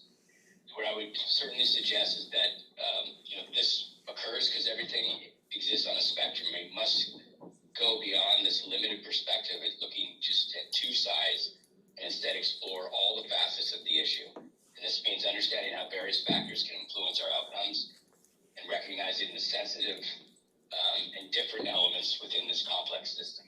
Speaking tonight on behalf of the Orange County chapter of the BIA, I represent over 1,100 member companies responsible for over 80% of all the housing produced in Southern California. I commend the proactive planning efforts to increase housing supply. However, I want to caution you against implementing a policy without proper justification or analysis. Moreover, when those who are producing the housing are concerned with this proposal, you should take time to understand those concerns, examine these policies in detail with those tasked with building the desperately needed housing that we're talking about tonight. The draft inclusionary ordinance reporting documentation lacks substantiation and imposes a mandate without considering alternatives or the dynamics of a free market. Mandates may guarantee specific outcomes, but if developers can't afford the associated costs, nothing gets built, leaving us all in a worse situation than we were before. So instead, we should be focused on incentives, which have been proven to be more successful in producing both affordable and market rate housing. Density bonuses, for instance, provide developers the opportunity to build more units in exchange for affordable housing allocations. These programs benefit society by increasing the availability of affordable homes at no cost to the public and often reducing the per unit expense. And in fact, the data indicates that density bonuses outperform baseline zoning Excuse me. when it comes to housing. That's all right. Thank So- you, your time's up. Thanks, Eric, thanks for hanging in there. Thank you to all the speakers that were online, that were able to make it through the obstacles of our technical difficulties, and thank you to our very resourceful team, including Brenda. Thank you. So Chair Ira, take it away. All right. Do we get to go on first names as well? Yes. Okay, thank you, Sorry, John. Adam, yeah. Sorry. Thank you, everyone. I see a lot of familiar faces in the crowd this evening. My name is Adam Merritt, Chair of the Planning Commission. But I see a lot of, new faces as well. Let me go ahead and pass it to one of my colleagues here. Does anyone care to jump in? I could go last. You can go. I'll go last. Never knew that second to last. Okay. All right. Russell, do you want to jump in? We won't be able to hear. Can you call it? Can you call in like everyone? Do you have any signs like Love Actually? I'm already housing. So much delay. Please get Russell some cue cards. Okay. All right. So, Commissioners, you guys gonna go? I do have something to say, but I like to let others go before me. Okay, Tim, if you want to go, we'll get 5 minutes each. Okay. Gotcha. Yeah, just want to thank Kathy for such a detailed and informative presentation that I personally enjoyed and learned a ton. And it was actually very encouraging to me to know that there's a path towards low-income, moderate-income housing, potentially lower-income housing for people in the city. I too am concerned that the rising prices will cause people not to be able to live here. They've lived here for a long, long time. And so it's encouraging to see that there's options, there's creativity, there's ways to deal with this. I think I'm of the mindset that there's enough margin in projects that we can impose a certain percentage of housing to meet some of these requirements. And I would be interested to see if developers decide not to come here. I think past policies made it very difficult for developers to come here. I think Measure K opened the door towards more developers being able to come. And I think that based on the pricing in the city and what housing is going for, there's going to be a lot of excitement towards developers coming to our city. And at the same time, I believe that the margins are going to be in place that we can have percentages of housing to help meet the needs of the growing percentages of the population that need housing options. So I'm really optimistic that the people around this table, the people in our community, we can come up with great ideas to serve the community. Thank you. Okay, thank you, Tim. John, back to you. Andrea. Thank you. So thanks to everyone at home and also in the audience for bearing with us through the technical difficulties. I know there was some criticism for why we were having it in this space. I will say there's something really valuable about actually being able to look at your fellow speakers as we're talking. This is a group decision. This isn't just maybe one of us determining what the future of affordable housing is. In the city, this is something that is important to include the Planning Commission in because you will be seeing many of these projects, and so I appreciate that this provides a collaborative environment, but I do apologize for some of the difficulties. I also want to say thank you for the staff report. I think it's incredibly difficult to walk the line with some very technical information while also making it accessible to the public. I know there's a lot of questions about what are we doing with housing in Costa Mesa fundamentally. There was a lot of confusion over Measure K. There was a lot of intentional misinformation around Measure K. This is not an easy area to get into. I looked in my phone actually because as Linda was talking, a couple of her phrases sounded very familiar. The first time I ever spoke at Planning Commission was 9 years ago to the date about the Costa Mesa Motor Inn project and the need to make sure that if we were going to eliminate housing of last resort for families, that we were providing some level of affordability. And back then, it was like a huge fight to even think about it. There was a lawsuit that ensued. And here we are 9 years later with an opportunity to finally do right by the community as it relates to affordability. So you all know that I care very much about housing. I just have a few questions and then I'll kind of get into my thoughts here. If I understood correctly, one of the potential levers, well, first of all, I'm not sure that I totally understand the need for affordability on the ownership side. So I think one of the potential levers that you said very quickly is to make it purely in lieu if we're talking about single family homes, is that right? Correct. Okay. And I know there was some analysis of what the in lieu could be, but if it were purely in lieu and no set aside, would that change the math on that number at all? It wouldn't if you use the affordability gap approach. Okay. But if you're using an approach that you want to encourage the in lieu fee, because in inclusionary, you always have to have a production option. Right. Because that's what it is. Yeah. But then if you make the in lieu fee alternative more advantageous, then you guarantee that people will largely use it. And as the last gentleman said, or maybe it's the legacy gentleman, was the predictability is huge for developers. So if they know what the in lieu fee is, in all likelihood, they'll choose it. Got it, okay. That's helpful. I think when you think about our city, it is built out.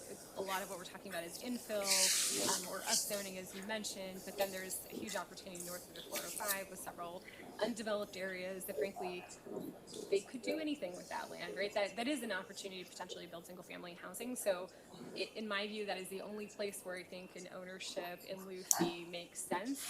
The notion of a purely ownership set aside, as you said, seems like winning the lottery, and I don't completely agree with that. I would like to focus on very low specifically. I agreed with some of the speakers on, I know we're trying to walk this conservative path, but I think is there an opportunity to sharpen our pencils on the 7% if we were to focus on very low in particular? I think the key to this is the discussion of the Measure K sites. Because I think in the Measure K sites, we will absolutely be able to support a very low income requirement that's more robust. I feel confident on the base zoning that I can't sharpen my pencil on that. But that if we look at the upzoning, I think we could absolutely. Yeah, and that to me strikes me as the most viable option. That we do have a tremendous amount of leverage when it comes to these Measure K sites, to set a base level of affordability, a base requirement for very low in particular, because basically 30% of our community falls into the very low and extremely low. And those are the folks who are at the most risk, not just of moving out of Costa Mesa, like that's a concern, I get it. They're at the most risk, frankly, of living in unsafe housing conditions, of massive overcrowding, of not being participating members of society at the extremely low income. So that's where I would like to focus in particular, and set a baseline across the city, and then be able to dial up in sites as appropriate as we progress over the next couple of years with that level of zoning. I'd also like to talk about Fairview Developmental Center in particular. I think that's a completely different mix, and I'd like to see what the analysis looks like, assuming land prices are almost zero, because if all goes as planned, that will be the case. And for those in the audience who aren't sure what's going on in Fairview, send me an email and I'll get you up to date.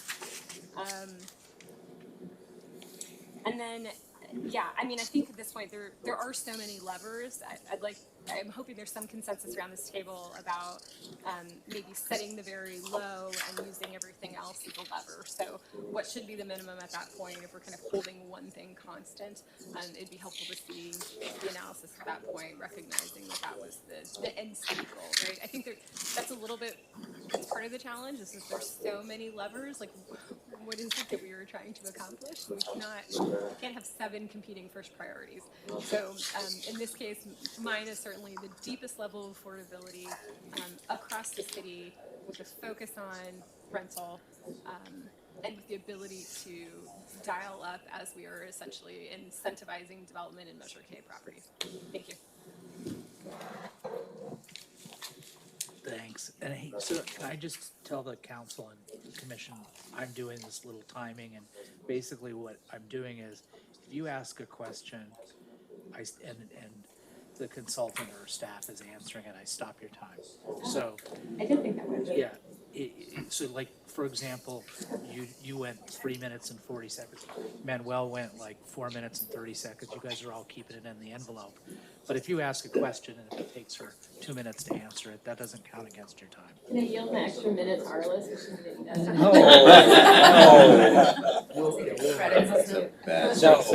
You're Don't yield the Adam, you have the next pick in the draft. Okay, thank you, Jim.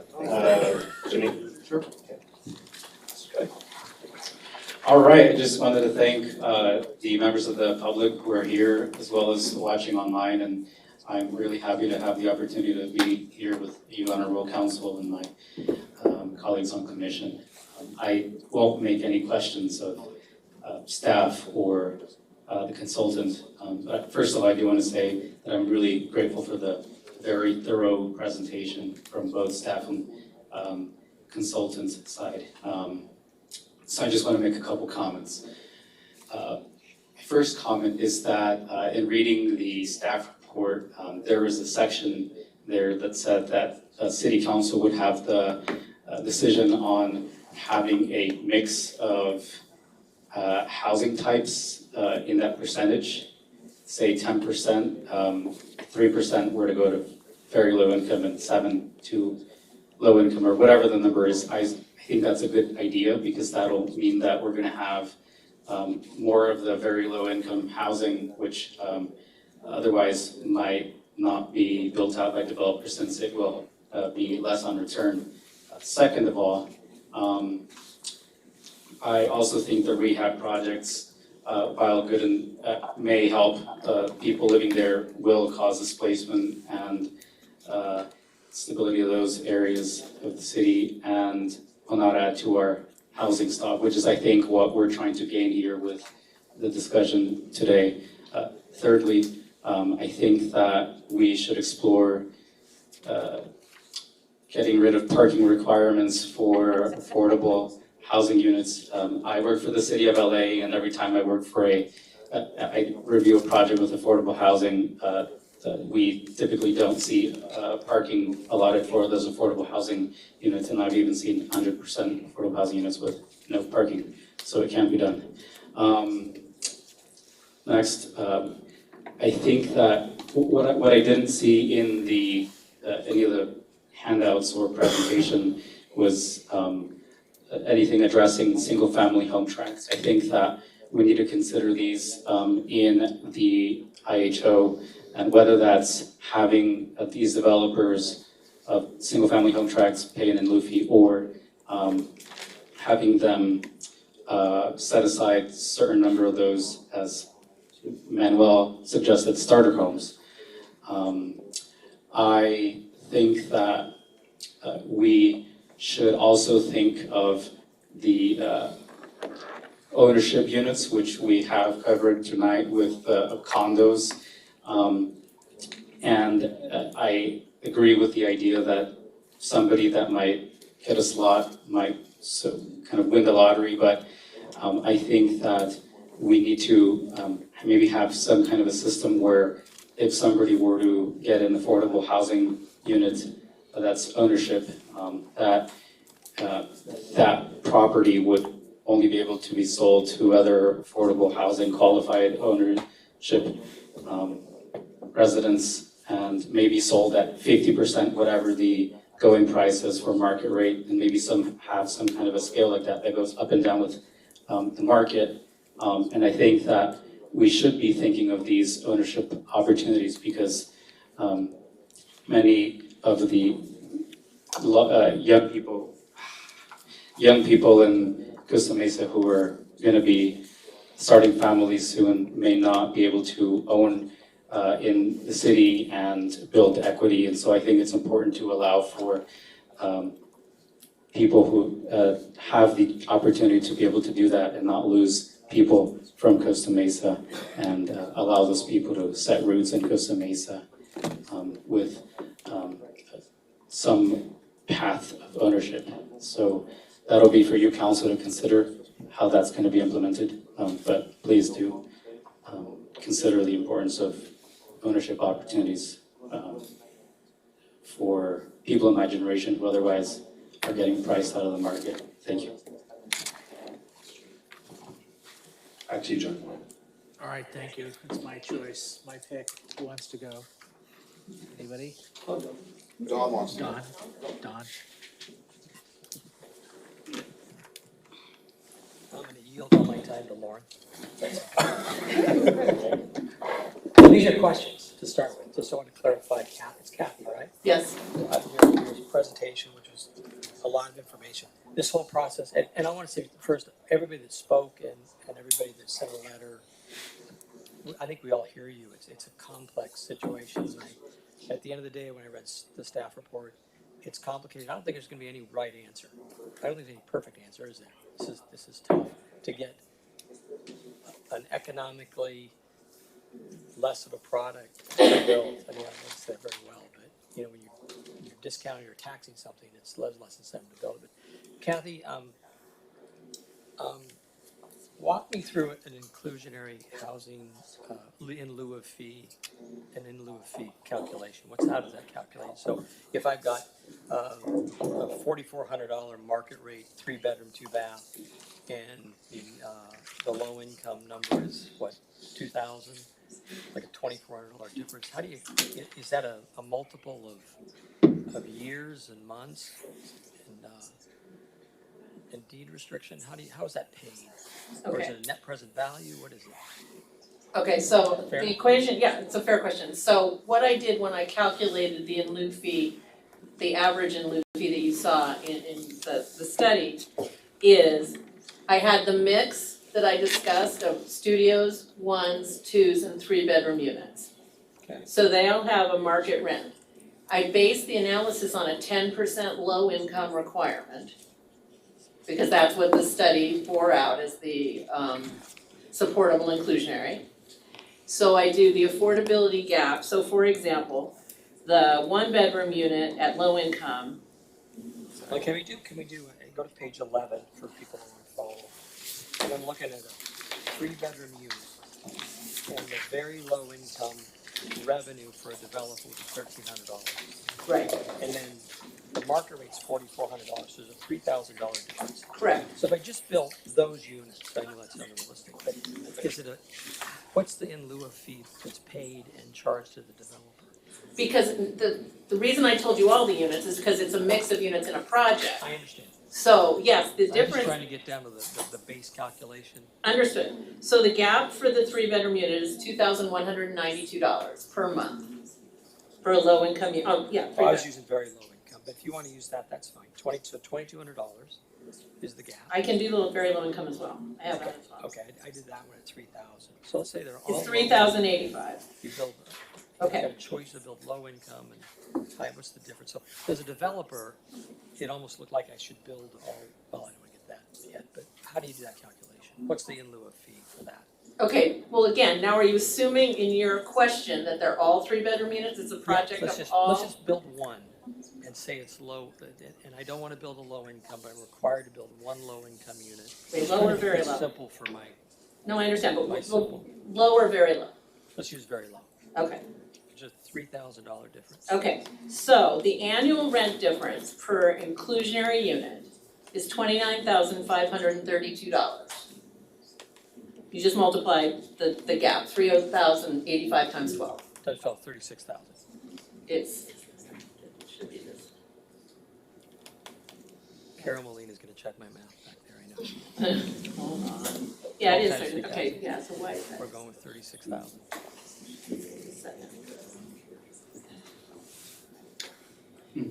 I know I'm using my time on this, so second. Thank goodness. I know, but okay. I don't want any more time anyway. It'll just, okay, it's easier if I just do this. Okay, so 37,020. Okay. Okay, now, the affordable unit, because it gets less rent, your typical developer who's subjected to this type of requirement will also then go ask for property tax reduction because the value is less. Okay. Okay, so the cost of the reduction in property taxes, if all the units are assumed to be 3-bedroom, is $8,510 per unit. Okay, so 37,020 minus 8,510 is $28,510, okay? So then what you do is you capitalize that, and I capitalized it at a 5% return. So your net present value In- back, in if you were essence. acquired for 40 years, by NPV, Right. that money back. And it today, becomes that's 506, 5%. and it's $568,000 for one inclusionary unit. That would be the fee And that would be the fee for the whole project. for the whole project, assuming I built one unit. Correct. If I built 10 units, it'd be 5 million.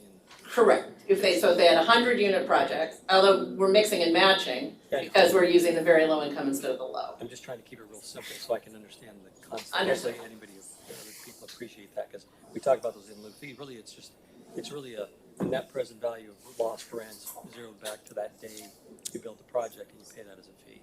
Exactly. Okay, so that makes sense, and when I looked at the ownership prices, the difference were 200,000 and 300,000, so it almost seems like the rental units, the difference is even larger. No, because the difference in the affordable price and the market price for the ownership units was like $800,000. Okay, I looked at the wrong, I looked at more. Oh, got you. Okay, so it's more, okay. It's more. No, I appreciate that, sorry I missed that. No problem. You got me there. Yeah. It wasn't a trick, I Great promise. presentation, a lot of information. I think that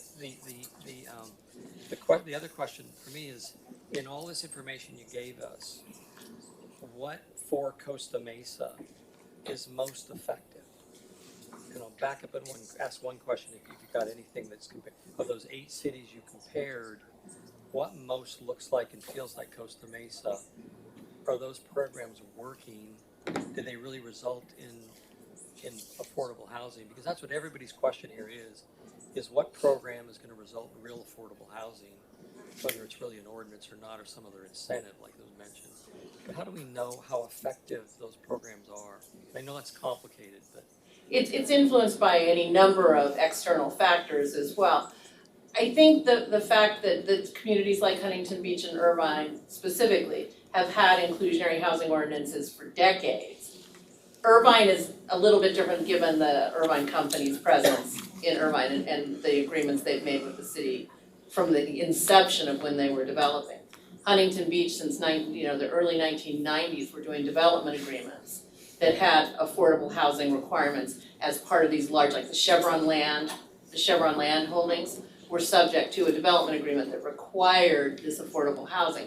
They evolved into more typical inclusionary housing programs over time. I would say, if you use Huntington Beach as an example, in general, what's happened since post the large landholding properties, which the large landholding properties were kind of like what you've got north of the 405. So I think what my request is of staff and as the consultant is as you give us all this data, and I get it, at the end of the day, I want an example of where this has worked, this housing ordinance, and kind of why, so council can go, well, this makes sense to us. Sure. We can explain it to the public and go, this is why we did what we did. We didn't just copy someone that didn't apply. I think that's what we're all after. No, and I think that's really important to make sure you think of Costa Mesa specifically. So I'll give you a couple examples. But I want to be clear, I'm looking for data, I'm looking for a presentation that comes back and says, we're gonna do this, and here's the data we found to support why we're doing this. And this is gonna work because of these reasons, and it worked before. That'd be the most wonderful thing to have, and I know there are so many factors, and so it's a complicated job, so that's why we pay you, because you're brilliant, and you're gonna figure this out. Okay. And I hope it's a fair question that people can understand what I'm.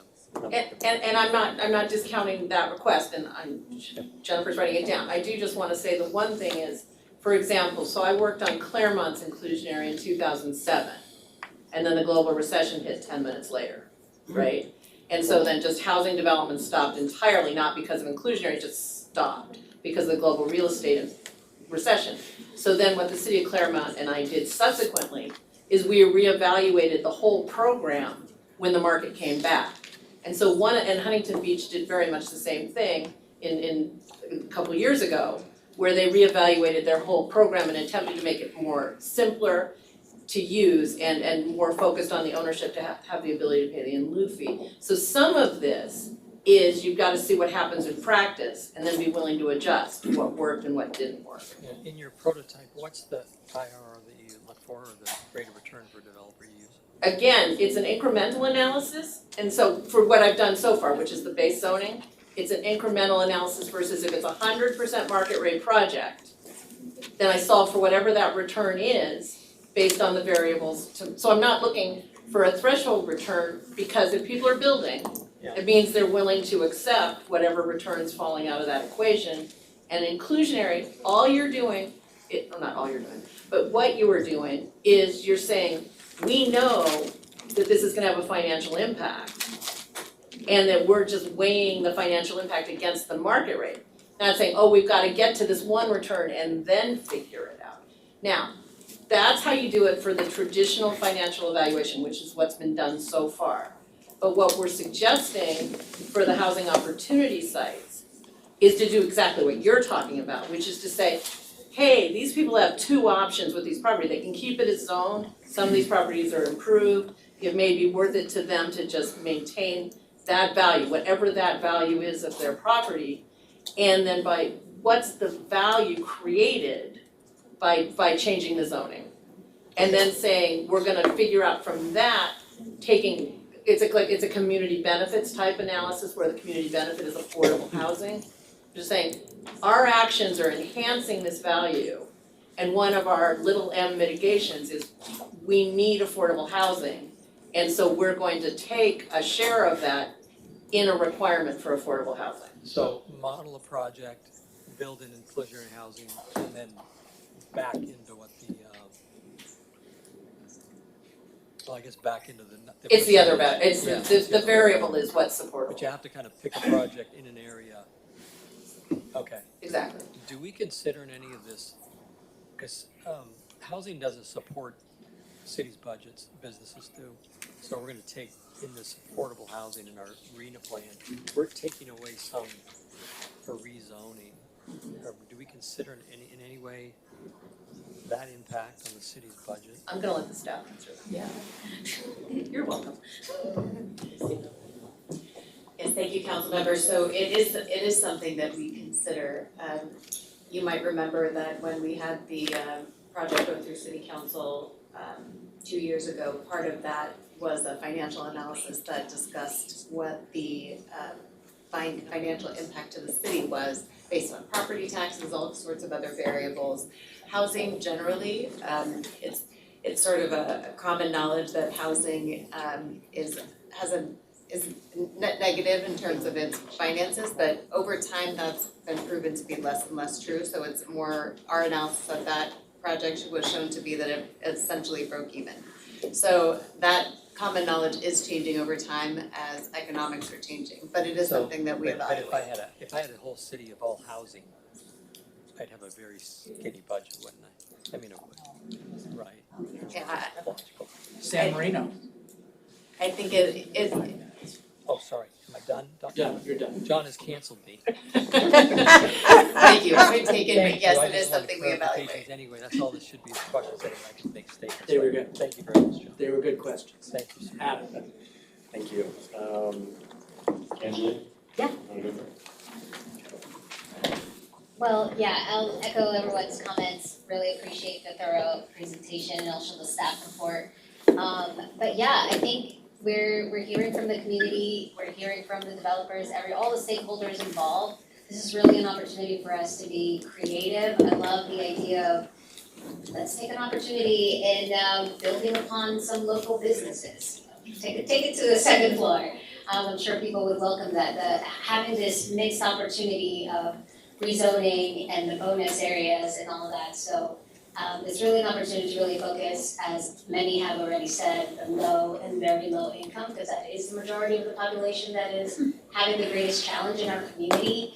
And I also support Commissioner Brevard's comments of creating some sort of path for home ownership.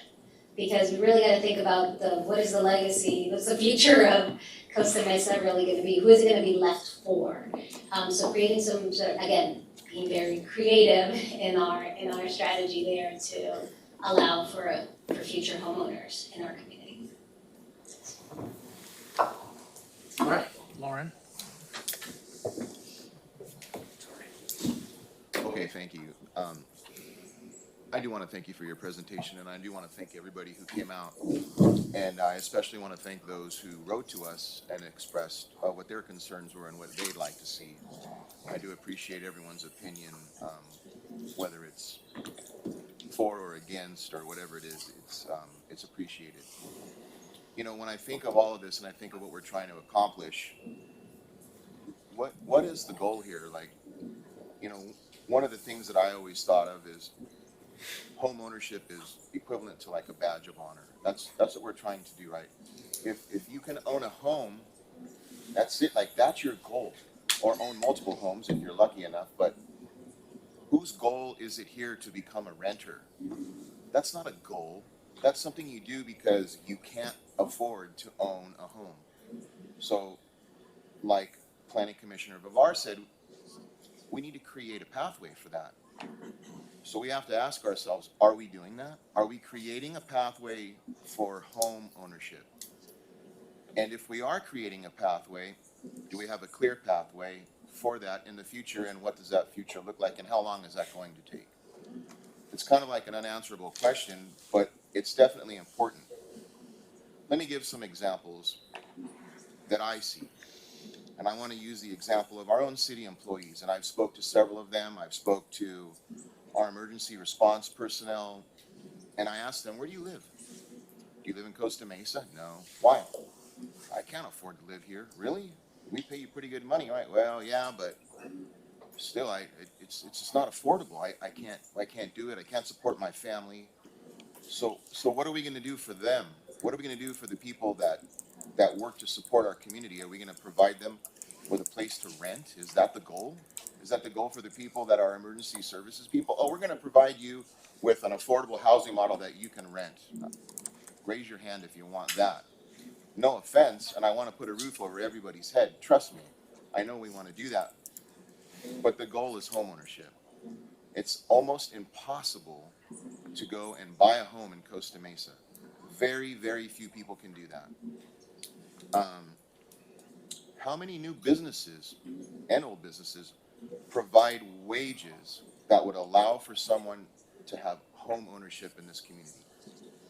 I'm not picking on any one person or any one business. It's kind of a rhetorical question. How many of them? We have a new business coming up right now. How many of those employees are going to be able to have a pathway to home ownership through employment through that business? Probably one or two. Maybe a senior manager position may make enough money to do that. I know for a fact that we have upper management positions within city staff that can't afford to live here. So even most of our upper management positions, it's not affordable. So basically what we have is a whole bunch of underemployed people who can't afford to live in a community that we're going to try and create a 10% pathway for what? Renting or ownership? What developer wants to build a home one time, get paid one time, and have 10% of it go to low or ultra low income? Not too many. Most of them are going to say, no, I want a rent model because I want to keep getting a return on my investment, on my building investment, my high risk investment, very high risk. If you've been in construction, then you know. Whose responsibility is it to provide an affordable renting model versus a livable wage? Or affordable livability model versus a livable wage? That's a better way to put it.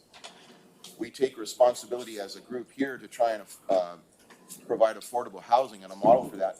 Do we provide a model for livable wages? Do we have meetings for those? Because most of the people here are underemployed. Do we sit down and talk about how do we find a pathway for you and you and you and you in the back? You're going to start making $50 an hour. How does that sound? That sound pretty good?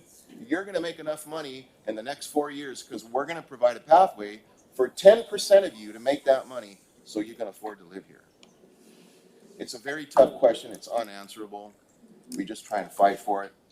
What I would like to see, in addition to affordable housing, I would like to see an opportunity for livable wages come into our community, because that is what's going to provide the pathway to homeownership.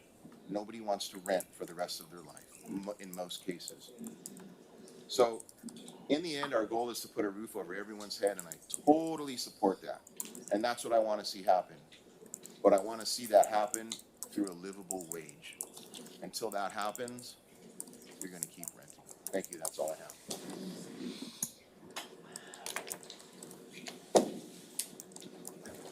And I think, can everyone hear me? All right, am I on now? All right, I think I'll close things out on this side by mentioning a couple things. I read every single piece of information that was presented in front of me. I took scrupulous notes. I think it's a conversation that I hope will continue through multiple meetings. But just to throw some initial ideas out, it would seem that coupling rezoning with the inclusionary housing requirement is a good thing. That should be done synonymously or in tandem. I also agree with Kaiser Marston in terms of focusing on middle-class housing ownership opportunities, as well as very low-income rental properties as well. I think those are two streams that we can pursue, and that we should explore further. I believe that we should also look at the in lieu fee on a sliding scale specifically, and look at anything above 3 units as the starting point, so excluding 1 unit or 2 units. And I also think as a possibility we can consider putting a clause into the ordinance that says that we'll bring the inclusionary housing ordinance back maybe once a year or once every other year to revisit those schedules. So I think as far as me, I think that's about all for now. Thank you. All right, great. That closes the books on the planning commissioners. Arliss, do you want to go? Sure. Well, I was waiting for you guys to ask all the questions I had and you didn't. You have questions? Quick question, a few quick questions, hopefully. In the question about thresholds, the staff report mentioned number of units, but also lot size. Can you talk about what the benefits are of using lot size as a threshold instead of number of units? I didn't say that. Someone. Yeah, so I think in the staff report, our intention was to provide essentially a review of options, but what we have in terms of Kathy's initial recommendations is on lot size. But some cities have used lot size, so that's our point. It's on our recommendation. Okay, I'd love to hear why, maybe another time. That struck me as a novice to this, it struck me as an interesting way to. I suspect the reason, I actually have not worked on one that was based on lot size. I suspect the notion is exactly what I said multiple times during my presentation, which was bigger projects can accept more affordable housing with less impact than small projects. And so the lot size, and again, with a larger lot, you're more likely to be able to use density bonus. So my guess is, that's simply a guess. Okay. You mentioned in the presentation that other cities, their inclusionary housing ordinances are constantly changing. How frequently? Regularly How changing. frequently is that? You know, that's one of the situations is, and that was a little bit flippant of me to say it that way, is because I have 98 jurisdictions in my survey, is so if we something's changing in one, so it's not like every one is changing all the time. Like, so for example, Claremont, which I've been working on since 2007, did their original, did a 2012, and just did another one. I think it is important when you do an inclusionary ordinance to look at it at regular periods to see if it's working, what's not working. And so that's usually a recommendation that, well, it's always a recommendation, that you relook at it. But no, it was more flippant than, I mean, just because I don't want my chart to be out of date, and it's really hard to go find 98 jurisdictions every time you do this. Okay, got it. I'll come back to that. And then I really appreciate the recommendation on coupling rezoning with the affordable housing requirements. I'm curious how the timing of that would work, considering we're, this program of developing an inclusionary housing ordinance is supposed to be done by December 2023. If we were to couple all of that with rezoning, can we get all that done by December 2023?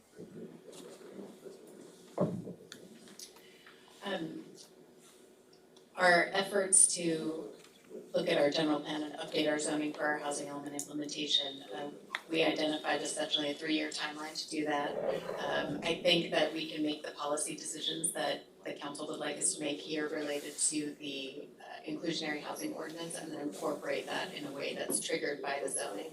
And we can do that in the ordinance. So I don't think that we need to, for example, exactly line up the timing of the adoption of the inclusionary housing ordinance with rezoning. We can use triggers in the code to do that from a practical standpoint. That would be my initial thought. I honestly haven't thought that all the way to the end, but that's, I think, a good strategy. Okay, I'd be interested in seeing how that works. It sounds complex. And I think this whole thing is gonna be very complex. Making it as simple as possible would be a goal of mine, but I don't think we can get there given all the different considerations. But I do think that's a very good idea. I think that doing that coupling. There are ways to do it, it's not one. Great, okay.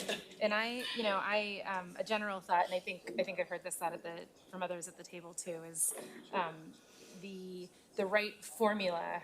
Like, we're not the folks to create the formula to get the outcomes we're trying to get, right? I try to learn as much as I can about every topic that comes in front of us as a council, and this is like, I'm not going to be able to come up to speak fast enough. I'm not even going to try to pretend I'm an expert or in any position to say it should be 3% or 7% or whatever. I just want to focus on what I'd like to see as an outcome in this process. So, and all the thank yous. I won't spend my time on thank yous, but I appreciate all the thank yous that are there. I do really appreciate this conversation. I've been sort of sitting back, listening to comments and questions, and getting more optimistic about sort of the future for Costa Mesa. I think it's really nice to hear the discussion in support of affordable housing in the city of Costa Mesa. I do think that this should be, it is, I think, and should be the priority for Costa Mesa for the next few years, both on the renting side and for ownership. And, recognize that this is one program of, was it 50, 70? I can't remember. One program of many that we are going to be pursuing over the next few years for housing that our community can afford. In terms of outcomes, very much support the comments related to deep affordability levels. I think that's critical given the demographics in our community. How we get there, I've heard sort of different approaches on how we get there. I don't know, but I want to make sure that outcomes include deep affordability. One thing that I remembered in terms of the need outlined in our housing element was making sure that there's units for families. So ways to get multi-bedroom units. I don't think we've talked about sort of the mix of unit types, but I'm really interested in multi-bedroom units, units that support our young adults, and then units that support movement. I know this is just anecdotal, but I think there's a lot of folks in our community who are living in homes that are maybe bigger than they need because they were families and now there's just two. They could downsize, right, if there's units. Wasn't thinking of you, but then I realized, John, that you might be one of those, right? That people would move and make available family size units if they had a place to move to, right? So thinking of the mix of units that we're creating, I'd like to make sure is considered here. So those are my highest priorities in terms of outcomes. I really want to make sure that we are encouraging housing production.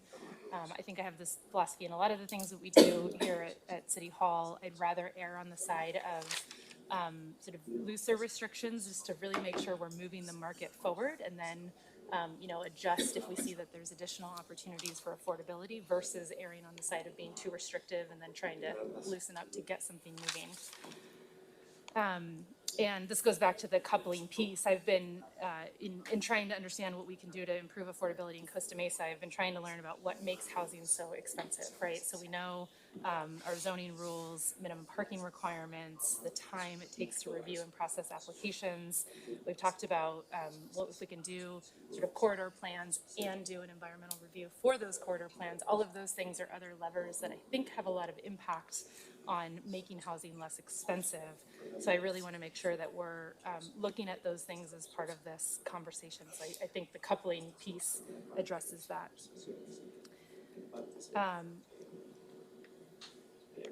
I don't know, we pride Costa Mesa on being a very diverse place. I think we all want Costa Mesa to continue to be a very diverse place in many ways. The different parts of the city look very different. Appropriate housing types are probably different throughout the city. And so I imagine that this ordinance will need to have, flexibility to reflect that. Some of the area-specific considerations I've been thinking about, of course, I agree with the comments we've heard so far on FDC. I think it makes sense that that's sort of a unique site, given that it's state-owned. North of the 405 seems very unique in terms of the densities that we have there, and that I think people are very comfortable with there. One other consideration I would want to have is if we're trying to maximize affordability in housing production, we might be missing opportunities on other community benefits. And I think a really important community benefit I don't want to lose is the opportunity to find additional open space. So in parts of our community that don't have appropriate open space, I'd like to make sure that's part of the equation as well, so we can use housing production as an opportunity to gain open space. Can we go to Jeff and then come back? Oh, sure. You're over the 5. There may be 30 seconds left if you want to just. It's all right, just give her a couple seconds. Okay. On the subject of sort of small projects versus large projects, I'd like to sort of grease the wheels, if you will, for smaller builders, just really get that market moving, because I think there's a lot of barriers there, and you mentioned sort of carrying costs. And when we have this discussion again, would really like to make sure that we have a lot of input from small and large builders, so we know, right, what's coming before us, what we're going to be voting on. We've got direct input from builders saying, like, yes, like I will build with these requirements. And then last comment, I appreciate Councilmember Chavez saying this, in all housing efforts, I think it's really important for us to protect against displacement. So I'll be looking at that. Okay, thank you. Sure.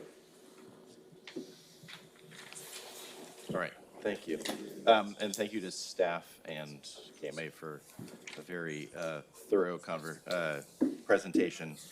I believe this is just the beginning of what's going to be some very interesting discussions among council and city staff, and certainly our community. I'm going to take a minute, hopefully I can do it in a minute, to share a story which I think may be helpful for us in approaching this topic. And it starts with Marvin Browdy, who was a council member in the city of Los Angeles for about 32 years, starting back in the late 60s. Marvin was a very sharp, dedicated public servant. He was also a pretty good politician. And one of his policy priorities back in the early 70s was to ban smoking. And he first attempted to do that by getting it prohibited in restaurants, and that failed. So he shifted course, and his idea was to start with public places, and in particular start with banning smoking in public elevators. That happened to catch on. Then he expanded to lobbies, then he expanded to plaza spaces and other public facilities, and ultimately became a bigger policy. I think that may be an approach that would be helpful for us here. I share a certain amount of trepidation that was expressed by Ms. Tanaka and Mr. Vucevic about making sure we get this right. And I would suggest a kind of incremental and deliberate approach to that. We've heard a lot of information tonight. We've gotten into the weeds on the nuances of inclusionary zoning. I think we need to take a step back, and very first thing to do would be establish some clear policy objectives. I think I've heard a little bit of consensus tonight here on that, and that very low and low income should be the priority. I've heard a little bit that Rental should also be more of the priority, less so on ownership. I think a second step that would be essential here is kind of developing those alternative approaches. This is where we actually get into the technical analysis. There are a lot of variables, there are a lot of levers, whatever terminology you want to use. But ultimately, the third and I think critical component here is to vet those approaches with our development community. You know, I heard one speaker say that it would be great to get something on the books finally.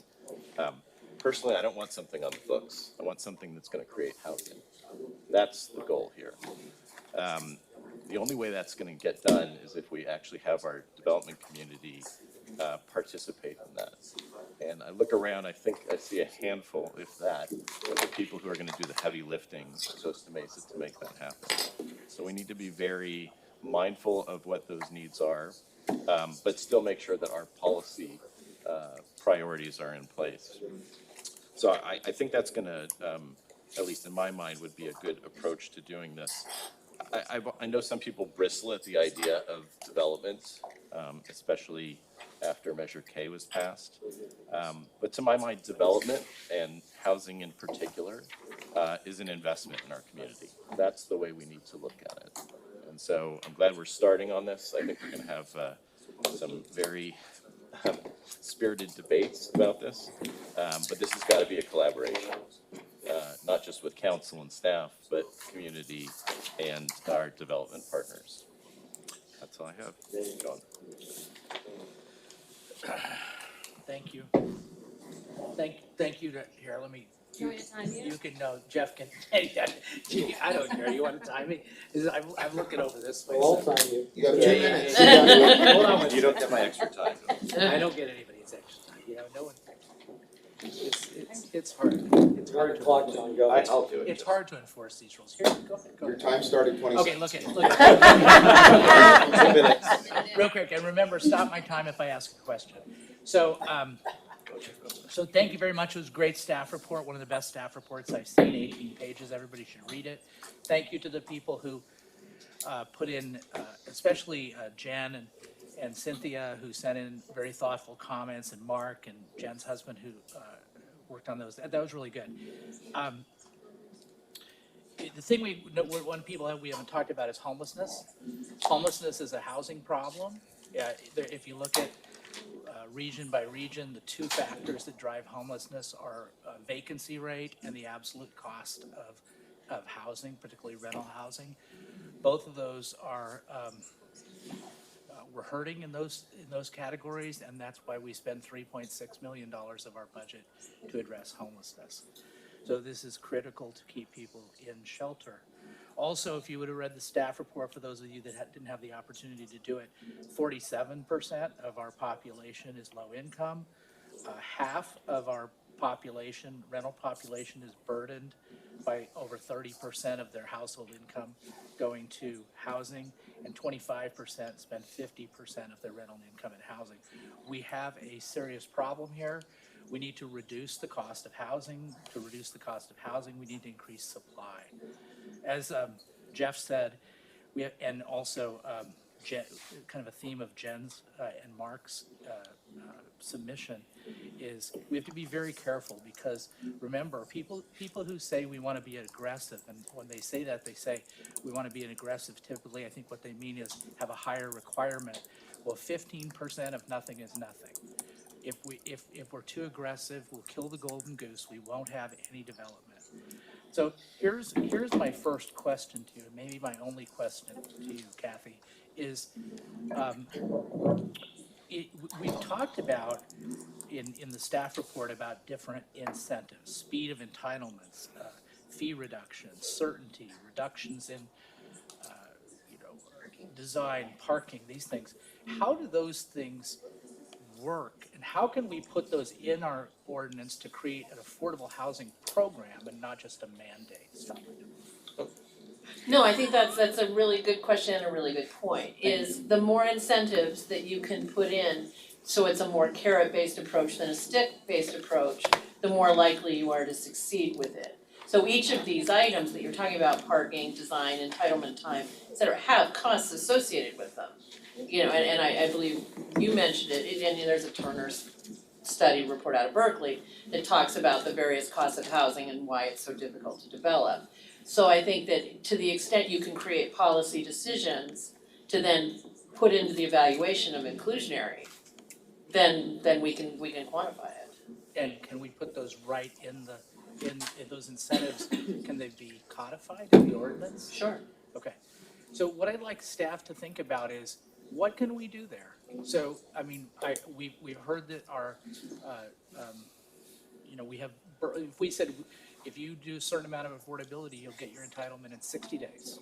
Can we do it? 90 days, can we do it? We don't want to make any promises that we can't keep. And what would that look like in terms of the increased staffing of the city that we would have to build into our budget as a policy decision? Okay, the other question is, just in general, this is reaching back again to the Tanaka letter. Aren't we talking about, when we talk about affordable housing, you know, inclusionary housing, aren't we talking about market rate residents subsidizing the low income? In other words, the cost is passed through to the people that are paying a market rate. Well, I think there are two issues. One is that it's a macroeconomic question, because there's no developer that I'm aware of who's charging less for a unit than they can get. So that the notion that they're gonna increase the price because of a requirement just isn't viable. But that's not what that letter said. I read the letter. The letter was very thoughtful. And so over time, if you constrain supply, then prices go up. So that's absolutely the case, which is why we're trying to create a policy that balances it, so you don't constrain supply over a period. And I did, a few years ago now, several years ago, I did an analysis of building permit data from 4 cities that had inclusionary housing. I did it from 10 years before and 10 years after the policies were adopted. And there was there was variation up and down, but it had nothing to do with when inclusionary was adopted. There's so many external factors. But they're right, you're right, it's absolutely correct that if you make a requirement that's too strict, you will constrain development. If you constrain development, you will generate higher prices. So I did Pasadena in 1999. When we did Pasadena in 1999, one of the things we looked at was how long will it take for the market to catch up? I mean, obviously that's just a projection and a prediction, but we predicted it would take about 3 years for the market to catch up to that. So you don't want landowners not wanting to sell their land either, right? Right. So we said it'd be 3 years. Well, what happened, if you'll remember those times, is then all of a sudden the housing market just took off. It just happened to take off. And so there was no discernible impact. It would have probably been bigger increases, you know, without the inclusionary, but there was no reduction in the amount of development. What I think you're saying in a couple different ways, one with what you just said and also in relationship to the, you know, the timing of the recession, is it's hard to judge the effectiveness of an inclusionary housing ordinance because that's just one factor, and there's many macroeconomic factors, including interest rate, supply chain, cost of labor, cost of development, the market in general, that drive whether or not development is feasible. Exactly, and that's why the housing overlay zones are such a great opportunity, because you've got something where housing isn't currently being developed, and so you're not constraining supply. So you're creating another opportunity. Now, you don't, as I mentioned before, you don't want to create a requirement there that makes it more viable for the landowner to keep the current use. You want there to be enhanced value so that you're just capturing some of it. So to me, the housing opportunity sites are your best option, your opportunity. Okay, one last question, and then I have a couple more comments. I'll wrap up. A place like Home Ranch, or this, George was here earlier, the Sakioka property, they have development agreements there, they have entitlements. Would they be able to build according to those entitlements and those developments, or would the imposition of an inclusionary housing ordinance also apply to those developments? So I'd have to review the specific language of the development agreements, but overall, I think the intention there was that whatever the project that the development agreement was for, the the developer has the opportunity to build that project. But also a lot of them have wording that essentially says, if the developer wants to take advantage of a modified zoning at some point in the future, then all of the requirements of the zoning that's adopted as part of that would apply. So that includes an inclusionary housing requirement. Okay. So it's a bit of a two-part Right. choice. So they're grandfathered in unless they want to change it by upzoning, then they'll have to live with the inclusionary Yes, housing rules. take the good with the bad, so to speak. Yeah, got it. With the good, with the not, it's good. Okay. No, and I appreciate everything that's said. I do want to say the one last thing is, I do think we should have another study session after the Kathy's report is done. I do support that. I did like the way this was good, that we did it in this room, and I think we can iron out some of the technical difficulties. But I want to just say in closing, to remember, we're here, I mean, we haven't had any development in the city to speak of since 2016. So we have a pent up situation where we actually need to catch up. We need to deal with these situations. I'm grateful to the voters, especially those 22 voters. I'm grateful to the work that our staff and our ad hoc committee did to get better care. We wouldn't be sitting here right now. That's all I have to say. Does anybody have any? Yeah, Andrea? Yeah, sorry, I'll take my minute back from earlier. Sure. So as we look to do another study session, I'm wondering actually, you brought us really good points, John. Do we think, these are gonna be rhetorical questions because I don't expect you to answer them now because then everyone will get very mad at me. Do we think that in terms of macroeconomic impacts, pent-up demand, and the fact that we're surrounded by 3 cities with inclusionary housing ordinance fundamentally has an impact on what we decide to do, right? So this notion that like we shouldn't go too deep because of stifle development, well, like everyone around us has this, and also nothing's been built in all this time. So how does that change your math? Second question, I'm wondering about the margin of error, right? We're assuming what a pro forma is, we're assuming how much margin a developer makes. I have no idea how much wiggle room you think there is in there. So I know that you did a 2021 Encinitas report. I don't know that we're exactly like Encinitas in every way, but in terms of sort of coastal expensive land prices, it would be interesting for me to see side by side. I can probably find it and print it myself, but maybe that's something you can include in the next staff report because I'd love to see, is it all land value that makes the difference between your recommendation of 10% very low for Encinitas and 7 for us, or are there other factors that maybe I'm glossing over in my review of your model? And then the third thing is, I actually think there's been some confusion around this table when we say ownership. Are we talking about single family homes, townhomes, or condos? And those strike me as very different cases that should be explored separately. I wasn't clear when everyone around this table was talking about liking the idea of ownership if they're all suggesting we go build single family homes. So I think we're mostly talking about condos if it's an ownership scenario. There's nods around the table, but can we be a little bit more clear about that in the next iteration of that? Okay, that's it. Okay, have a good. Yeah, does anybody else want to take a second bite at the apple? Yeah, okay, yeah. Go ahead. Excuse me. Do I get 3 minutes? Or No, you don't, just give me 7. 1 minute. I'll be short. Remember, our goal was to get done by 9, so just, I and wanna Jeff go wants watch- 20 minutes. I wanna go watch Ted Lasso. I got me. It's out now? It's probably, I don't know. I think it's Wednesday. I think it's Tuesday. All right. That counts against your time though. I love these presentations but they don't, in fact, I don't understand them. It's not relevant, so I would love the opportunity if we could go slide by slide and ask questions. And that council may not wanna do that, I appreciate that. I make notes, but if you give a presentation and I don't get certain things, I try and collect them all. I still had a bunch of questions, which I'll just get the next time, but there is a rate of return that you can figure out on a pro forma, obviously. Yeah.